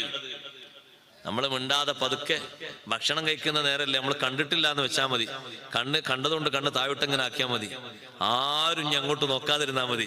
പതുക്കെ എല്ലാരും ഭക്ഷണം കഴിച്ച് സ്ഥലം വിട്ടാൽ മതി. അങ്ങനെ അല്ലല്ല, അവിടെ ഒരു ഡ്യൂട്ടി ഉണ്ട്. ആ അധർമ്മം അവിടെ നിന്ന് നീക്കാനുള്ള മാർഗങ്ങൾ ഈ പഠിപ്പിച്ച 3 വഴികളും ഉപയോഗിച്ച് വളരെ ക്ലിയർ ആക്കി നീക്കണം. അതിന് രക്ഷിതാക്കൾ നേതൃത്വം നൽകണം. ഉപ്പയും ഉപ്പാപ്പമാരും കുടുംബത്തിലെ തലവന്മാരും ഒരു നേതൃത്വം കൊടുക്കണം. അവര് കാര്യമായി വിളിച്ച് ഉപദേശിച്ചുകൊണ്ട് മാറ്റണം. അല്ലെങ്കിൽ നാട്ടിലത് പാരമ്പര്യമായി മാറും. നിങ്ങൾ കണ്ടില്ലേ, സയ്യിദ് ഇപ്പൊ അടുത്ത ഒരു സയ്യിദും ഒരു വലിയ ആലിമും, ആളെ പേരൊന്നും ഞാൻ പറയുന്നില്ല, വലിയൊരു സയ്യിദ്, നമ്മളെ കൂട്ടത്തിലെ വലിയൊരു തങ്ങളും വലിയൊരു ആലിമും നിക്കാഹിന് പോയിരുന്നിടത്ത് മുന്നിലെ സൊഫിൽ തന്നെ വന്നിരുന്നിരിക്കുന്ന ആരാന്നറിയോ? അവിടെ നിക്കാഹ് നടത്തപ്പെടുന്ന പെൺകുട്ടിയുടെ കൂട്ടുകാരികൾ, അവര് ഫ്രണ്ട്സുകളാണ്. അവര് ഫസ്റ്റ് വരിയിൽ ഒന്നാകെ വന്നിരിക്കുക. നമ്മുടെ നാട്ടിൽ ഒന്നും കാണാത്തൊരു കാര്യമാണ് ഇനി പറയുന്നത്. ഈ ഉസ്താദുമാര്, വലിയ വലിയ ഉസ്താദുമാര് നിക്കാഹ് ചെയ്യാൻ വന്നിരിക്കുന്ന ഈ സദസ്സിന്റെ സ്റ്റേജിന്റെ നേരെ മുന്നിലെ സീറ്റില് പുരുഷന്മാരൊക്കെ ഇരിക്കുന്നതിന് മുമ്പ് തന്നെ ഈ കൂട്ടുകാരികളായ പെൺകുട്ടികൾ വിവിധ വസ്ത്രങ്ങൾ ധരിച്ച് അവർ വന്നിരിക്കുകയാണ്. അവരവിടെ നിന്ന് മാറുന്നില്ലെങ്കിൽ പിന്നെ അവിടെ അവസാനം ഒരു വഴിയുള്ളൂ. ഫബി ഖൽബിഹി, നേരത്തെ അബ്ദുല്ലാഹിബ്നു മസ്ഊദ് റളിയല്ലാഹു അൻഹു ചെയ്തതുപോലെ ആ ഉസ്താദും ആ സയ്യിദ് അവർകളും എഴുന്നേറ്റുപോയി, ഒരു പ്രതിഷേധം എന്ന നിലക്ക്. പിന്നെ ആ മഹല്ലത്തിൽ അങ്ങനെ ഒരു സംഭവം ഉണ്ടാകാതിരിക്കാൻ ആ ഒരു പ്രതിഷേധം ഉപകരിച്ചു. അതാണ് അവിടെ ഇരുന്ന് ആ കാർമ്മികത്വം വഹിച്ചിരുന്നുവെങ്കിൽ അത് ആ നാട്ടിലെ ഒരു ആദത്തായി മാറുമായിരുന്നു. ആ അധർമ്മം പിന്നീട് കൊട്ടിയടക്കാൻ കഴിയൂല, നിർത്തലാക്കാൻ കഴിയൂല. ആര് വന്ന് വാല് പറഞ്ഞാലും നിങ്ങളെക്കാളും വലിയ ഉസ്താദ് ഉണ്ടായിരുന്നല്ലോ അവിടെ എന്ന് പറയും. അതിനീ മഹാന്മാരായ ഉസ്താദുമാര്, സയ്യിദ് അവർകളും ആ ഉസ്താദും അവിടെ നിന്ന് എഴുന്നേറ്റുപോയി. നാട്ടുകാര് മുഴുവനും തീരുമാനമെടുത്തു, ഇങ്ങനെ ഒരു സംഗതി ഇവിടെ നടന്നുകൂടാ. എല്ലാ ഉപ്പമാരും ഉമ്മമാരും ആ വിഷയത്തിൽ ഉറച്ച തീരുമാനമെടുത്തു. പിന്നെയും അവിടെ നിക്കാഹുകളൊക്കെ നടന്നിട്ടുണ്ട്. പക്ഷേ ഇത്തരത്തിൽ ഒരു സമ്പ്രദായം ഒരാളും അനുവദിച്ചിട്ടില്ല. കാരണം നാട്ടുകാർക്കറിയാം, നമ്മളെ കല്യാണത്തിന് നിക്കാഹിന് ആ ഉസ്താദ് വരണം, ആ സയ്യിദ് വരണം, അവര് ദ്വാരക്കണം, അവരെ ദ്വാ നമുക്ക് ആവശ്യമുണ്ട്, ബറക്കത്ത് ആവശ്യമുണ്ട്. പക്ഷേ ഇങ്ങനെ രംഗങ്ങൾ ഉണ്ടായാൽ അത് നടക്കൂല. അതുകൊണ്ട് ഈ രംഗം നിർത്തലാക്കണം. അങ്ങനെ ആ സഹോദരങ്ങളെ, അധർമ്മത്തെ നീക്കുന്ന ഒരു ശൈലി, മുൻകറിനെ നന്മ കൊണ്ട് തുടച്ചു നീക്കണം. ബഹുമാനപ്പെട്ട ഹസൻ റളിയല്ലാഹു അൻഹു പഠിപ്പിച്ചില്ലേ, ഏറ്റവും നല്ല നന്മയെന്ന് പറയുന്നത്, ശരിയായ മാർഗമെന്ന് പറയുന്നത് ദഫ്ഉ മുൻകരിൻ ബിമഅറൂഫ്, ശർഅ് വിരോധിച്ച കാര്യത്തെ തടുത്തു നിർത്തണം. ബിമഅറൂഫിൻ, നന്മ കൊണ്ട് തടുത്തു നിർത്തണം. നന്മ പകരം കൊടുത്ത് തിന്മയെ തടുത്തു നിർത്തുക. എന്താണ് അവിടെ പകരം കൊടുക്കുന്ന നന്മ? അഷ്റഫുൽ ഖൽഖ് സല്ലല്ലാഹു അലൈഹി വസല്ലം തങ്ങളുടെ കാലത്ത് സമ്പ്രദായമായി സുന്നത്തായി നിലനിർത്തിപ്പോന്ന മദ്ഹ്, ബദരീങ്ങളെ മദ്ഹല്ലേ. നബി സല്ലല്ലാഹു അലൈഹി വസല്ലം തങ്ങളും ബദരീങ്ങളിൽപ്പെട്ട മഹാനല്ലേ. ബദരീങ്ങളുടെയും എല്ലാ നേതാക്കളുടെയും സയ്യിദല്ലേ അവിടുന്ന്. അവരെ മദ്ഹ് പാടുക, അത് ജനങ്ങൾ കേൾക്കുക, അതിനുവേണ്ടി ആളുകൾ വന്നിരിക്കുക. ഭക്ഷണം കഴിച്ചു കഴിഞ്ഞാലും അതിന്റെ മുമ്പും ആ മദ്ഹ് കേൾക്കുക. അത് സുന്നത്താണ്, നല്ലതാണ്. ദഫ് മുട്ടിയിട്ട് ആ മദ്ഹ് പാടുന്നതും കേൾക്കുന്നതും നല്ലതാണ്. അതാണ് സന്തോഷവേളകളിൽ അവിടെ നടക്കേണ്ടത്. ആ ഒരു ധർമ്മത്തിലേക്ക് നേരത്തെ പദ്ധതി ആസൂത്രണം ചെയ്ത് അങ്ങനെയാണ് നടപ്പിലാക്കേണ്ടത്. എന്തിന്? വേറെ ഒരു വിഷയം അവിടെ വരാതിരിക്കാൻ. അങ്ങനെയാണ് ശ്രദ്ധിക്കേണ്ടത്, സൂക്ഷിക്കേണ്ടത്. കഴിവിന്റെ പരമാവധി അത്തരത്തിലുള്ള മുങ്കറാത്തുകളെ, ശർഅ് വിരോധിച്ച കാര്യങ്ങളെ, നന്മകൾ അവിടെ ചേർത്ത് കൊടുത്തുകൊണ്ട് പ്രതിരോധിക്കാനാണ് ശ്രമിക്കേണ്ടത്. ഒറ്റയടിക്കത് പാടില്ല എന്ന് പറഞ്ഞാൽ ചിലപ്പോൾ ആരെങ്കിലൊക്കെ അത് ഇവിടെ നടത്തിയേ പറ്റൂ എന്ന് മുന്നോട്ട് വരും. അതിനു പകരം ആ മാർഗം സ്വീകരിക്കുന്നതിന് പകരം നമ്മൾ ഈ മാർഗം സ്വീകരിച്ചാൽ ആർക്കും ഒരു കേടില്ല, എല്ലാവരും വന്ന് കേട്ടിരിക്കും, നല്ല റാഹത്തുണ്ടാകും, സന്തോഷം ഉണ്ടാകും, നമ്മുടെ കുടുംബത്തിനും നമ്മുടെ ഈ പരിപാടിക്കും വലിയ ബറക്കത്തുണ്ടാകും എന്ന അർത്ഥത്തിൽ അങ്ങനെയാണ് ആസൂത്രണം ചെയ്യേണ്ടത്. ഇരിക്കട്ടെ, പറഞ്ഞു വന്നത്, നമ്മുടെ അവയവങ്ങൾക്ക് അല്ലാഹു നൽകിയ അഹദ്, ഓരോന്നിനും നൽകിയ ബാധ്യതകൾ, അത് നിർവഹിക്കുന്നവരാകണം മുഅ്മിനീങ്ങൾ. ബുദ്ധിമാന്മാരെ നിർവഹിക്കുന്നവരാണ്. കാണാൻ പറ്റാത്തത് കാണുമ്പോൾ കണ്ണ് ചിമ്പണം. അവിടെയാണ് നമ്മുടെ ബുദ്ധി പ്രവർത്തിക്കേണ്ടത്. കാണാൻ പറ്റാത്തത് കാണുമ്പോൾ ഒന്നുകൂടി നോക്കാനാണ് ഒരുപക്ഷെ ഹവ നമ്മോട് പറയുക, തടീച്ച പറയുക, നഫ്സ് അങ്ങനെയാണ് പറയുക, ദുനിയാവ് അങ്ങനെയാണ് പറയുക, ഇബ്ലീസും അങ്ങനെയാണ് പറയുക. നാല് എതിരാളികളും നമ്മളോട് നിർദ്ദേശിക്കുന്നത് ശർഅ് നമ്മളോട് പഠിപ്പിച്ചതിന്റെ നേരെ എതിരാണെങ്കിലും നമ്മൾ പ്രതിരോധം തീർക്കേണ്ടത് ശർഇന്റെ കൽപ്പന കൽപ്പന കൊണ്ടാണ്, ഹുക്കുമ കൊണ്ടാണ്. ഈ ആയത്തിന്റെ തഫ്സീറിൽ ഇസ്മായിലുൽ ഹിഖീദങ്ങൾ പറയുന്നു, ശറഇന്റെ ഹുക്കുമനുസരിച്ച് അവയവങ്ങളെ ചലിപ്പിക്കുന്നതാണ് വലിയ ഉത്തരവാദിത്വ നിർവഹണം. മുഅ്മിനീങ്ങൾ പൂർത്തീകരിക്കേണ്ടത് അതാണ്. അത് പൂർത്തീകരിക്കുമ്പോൾ അവർ ബുദ്ധിമാന്മാരാണ്. യഥാർത്ഥ ബുദ്ധിമാന്മാരുടെ ശീലമൊക്കെ അങ്ങനെയാണ്. അതുകൊണ്ടാണ് വഴിയോരത്ത് തമ്പടിച്ച് നിൽക്കുന്ന സ്വഹാബിമാരോടും നബി സല്ലല്ലാഹു അലൈഹി വസല്ലമ തങ്ങൾ പറഞ്ഞു, കൂട്ടം കൂടിയിരുന്ന് വർത്തമാനം പറയുന്നവരോട്, നിങ്ങൾ ഇവിടെ കൂട്ടം കൂടിയിരുന്ന് നല്ലത് സംസാരിക്കുകയാണെങ്കിൽ ചില ബാധ്യതകളൊക്കെ നിർവഹിക്കണം. എന്താ നബിയെ നിർവഹിക്കേണ്ടത്? ആദ്യമായി കഫുൽ അദാ, ഒരാളെയും ശല്യം ചെയ്യാൻ പാടില്ല. ശല്യങ്ങളൊക്കെ നിർത്തണം. ഇതിലൂടെ ആണുങ്ങൾ പോകും, പെണ്ണുങ്ങൾ പോകും, അതുപോലെ തന്നെ ശരീരത്തിൽ അംഗവൈകല്യമുള്ളവര് പോകും, പ്രയാസമുള്ളവര് പോകും. ഒരാൾക്കും ഇടങ്ങേറുണ്ടാക്കരുത്. റദ്ദുസ്സലാം, സലാം മടക്കണം. ഗള്ളുൽ ബസർ, കണ്ണ് നോക്കാൻ പാടില്ലാത്ത ദൃശ്യങ്ങൾ വരുമ്പോ ചിമ്മിക്കൊടുക്കണം. അംറും ബിൽ മഅറൂഫി വനഹിയുൻ അനിൽ മുൻകരി, ധർമ്മം കൊണ്ട് കൽപ്പിക്കണം, തിന്മയിൽ നിന്ന് പാടെ വിട്ടു നിൽക്കണം. അതവിടെ ഇരിക്കുന്ന നിങ്ങൾക്ക് ബാധ്യതയാണ്. ഈ നിയമങ്ങളൊക്കെ പാലിക്കാൻ കഴിയുമെങ്കിൽ ഇരുന്നാ മതി. അല്ലെങ്കിൽ നിങ്ങൾ പള്ളിയിലോ മറ്റു സംസാരിക്കാൻ പറ്റുന്ന സ്ഥലങ്ങളിലൊക്കെ പോയിരുന്നോളൂ. അവിടെ ഈ വിഷയങ്ങളൊന്നും വരൂല. നിങ്ങൾക്ക് അവിടെ ഹദീസ് പറയാം, വിഷയങ്ങൾ പറയാം, ചർച്ചകൾ നടത്താം, അതുപോലെ തന്നെ സംശയങ്ങൾ ദൂരീകരിക്കാം, ഒക്കെ ചെയ്യാം. ഇവിടെ വഴിയോരങ്ങളിൽ ഇരിക്കുമ്പോ പ്രത്യേകം ചില നിയമങ്ങൾ പഠിക്കണം. കാരണം പൊതുവഴി എന്ന് പറഞ്ഞാൽ എല്ലാവർക്കും പോകാനുള്ള വഴിയാണ്. അതിലൂടെ പുരുഷന്മാരും സ്ത്രീകളൊക്കെ പോകും, ദുർബലര് പോകും, പരിഹാസിക്കുന്ന ആൾക്കാർ പോകും, പലരും പോകും. നിങ്ങളെ ഭാഗത്തുനിന്നുണ്ടായി തീരേണ്ടത് ഈ ഉത്തരവാദിത്തങ്ങളാണ്.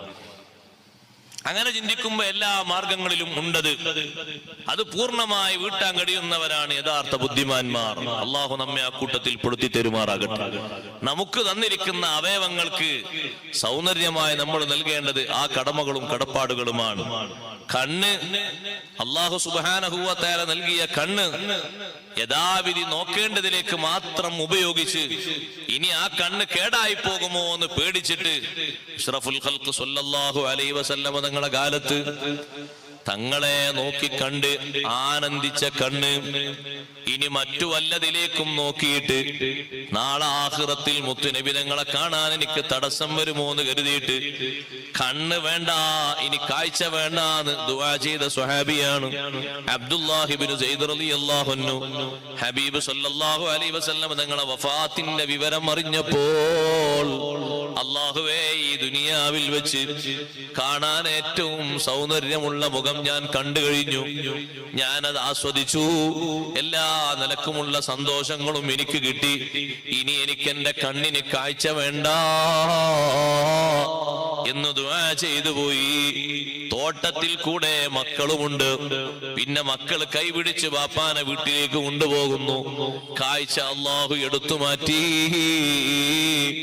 കാണേണ്ട രൂപം ആഖിറത്തിൽ വരുമ്പോ ദുനിയാവിൽ കാഴ്ചയുള്ളവർ അവിടെ അന്ധകന്മാരായി മാറുന്നുണ്ട്. ഒമൻ അഅറള അൻ ദിക്രി ഫഇന്ന ലഹു മഈശതൻ ലങ്കാ വനഹ്ശുറുഹു യൗമൽ ഖിയാമത്തി അഅമാ. എന്റെ ഉപദേശങ്ങൾ അവഗണിക്കുന്ന ആളുകൾ, എന്റെ ഖുർആനിന്റെ കൽപ്പനകൾ അവഗണിക്കുന്ന ആളുകൾ, വിലവെക്കാത്ത ആളുകൾ, അവന് ഇടുങ്ങിയ ജീവിതം ഖബറിൽ നമ്മൾ കൊടുക്കും. റാഹത്തുള്ള ജീവിതമല്ല, ഇടുങ്ങിയ ജീവിതം കൊടുക്കും. ഒരിക്കലും ഖബർ അവന്റെ പിടുത്തം വിടാതെ അങ്ങനെ ഇടുക്കിക്കൊണ്ടിരിക്കും. വനഹ്ശുറുഹു യൗമൽ ഖിയാമത്തി അഅമാ. ഖിയാമത്ത് നാളിൽ അവനെ ഒരുമിച്ച് കൂട്ടുന്നത് അന്ധകനായിട്ടാണ്, രണ്ട് കണ്ണിനും കാഴ്ചയില്ലാത്തവനായിട്ടാണ്. ആ മനുഷ്യൻ അല്ലാഹുവോട് ചോദിക്കും, റബ്ബി ലിമ ഹശർതനി അഅമാ വഖദ് കുൻതു ബസീറാ. ഞാൻ നല്ല കാഴ്ചയുള്ള ആളായിരുന്നില്ലേ, എന്തിനാണ് എന്നെ കണ്ണ് കാണാത്ത ആളായിട്ട് ഇവിടെ ഒരുമിച്ച് കൂട്ടിയത്? അല്ലാഹു തആല പറയുന്ന മറുപടി, കദാലിക അതത്ക ആയാതുനാ ഫനസീതഹാ വകദാലികൽ യൗമ തുൻസാ. നമ്മുടെ അധ്യാപനങ്ങൾ നിനക്ക് വന്നു. നോക്കാൻ പാടില്ലാത്തതും പാടുള്ളതും വേർതിരിച്ച് നിനക്ക് അറിവ് വന്നു. പക്ഷേ ഫനസീതഹാ, നീ അത് മറന്നു. നീ അന്നത് മറന്നപ്പോ ഇന്ന് നിന്നെയും വിസ്മരിക്കപ്പെടുന്നു. ഇന്ന് നിനക്ക് കണ്ണ് തരണം, കൈ തരണം, ആരോഗ്യ തരണം, ഒന്നുമില്ല. ഇന്ന് നിന്നെ മറക്കാണ്. നീ അവിടുന്ന് ഭൗതിക ലോകത്ത് നിന്ന് നമ്മുടെ അധ്യാപനങ്ങൾ മറന്നു. രണ്ടിന്റെയും നിയമങ്ങൾ നിന്റെ മുന്നിൽ ശരിക്കും അറിവുണ്ടായിരുന്നു. നീ അത് പഠിച്ചിരുന്നു, കേട്ടിരുന്നു, പക്ഷേ നീ വിസ്മരിച്ചു. അതുകൊണ്ട് ഈ ലോകത്ത് നിന്നെയും വിസ്മരിക്കപ്പെടുകയാണ്. അങ്ങനെ ഒരു അന്ധന്മാരായി നമ്മൾ ഒരുമിച്ച് കൂടരുത്. അല്ലാഹു സുബ്ഹാനഹു വ തആലയുടെ പാരത്രിക ലോകത്ത് രണ്ട് കണ്ണുകൊണ്ടും അല്ലാഹുവെ ദർശിക്കാൻ, അഷ്റഫുൽ ഖൽഖ് സല്ലല്ലാഹു അലൈഹി വസല്ലം തങ്ങളെ കാണാൻ, സ്വർഗ്ഗലോകം കാണാൻ ആ കണ്ണിന് വേണ്ട ഡ്യൂട്ടി ഇവിടെ നിർവഹിക്കണം. ബാക്കി എല്ലാ അവയവങ്ങളും അങ്ങനെ തന്നെയാണ്. അള്ളാഹു നമുക്ക് തൗഫീഖ് നൽകുമാറാകട്ടെ. 8 അടയാളങ്ങളിൽ നിന്ന് ഒന്ന് സ്വല്പം വിശദമായി വിശദീകരിച്ചതാണ്. ഇൻഷാ അല്ലാഹ് ബാക്കിയുള്ളത് നാളെയും മറ്റന്നാളും പറയാം. നമ്മുടെ സദസ്സ് അല്ലാഹു തആല ഖബൂൽ ചെയ്യുമാറാകട്ടെ.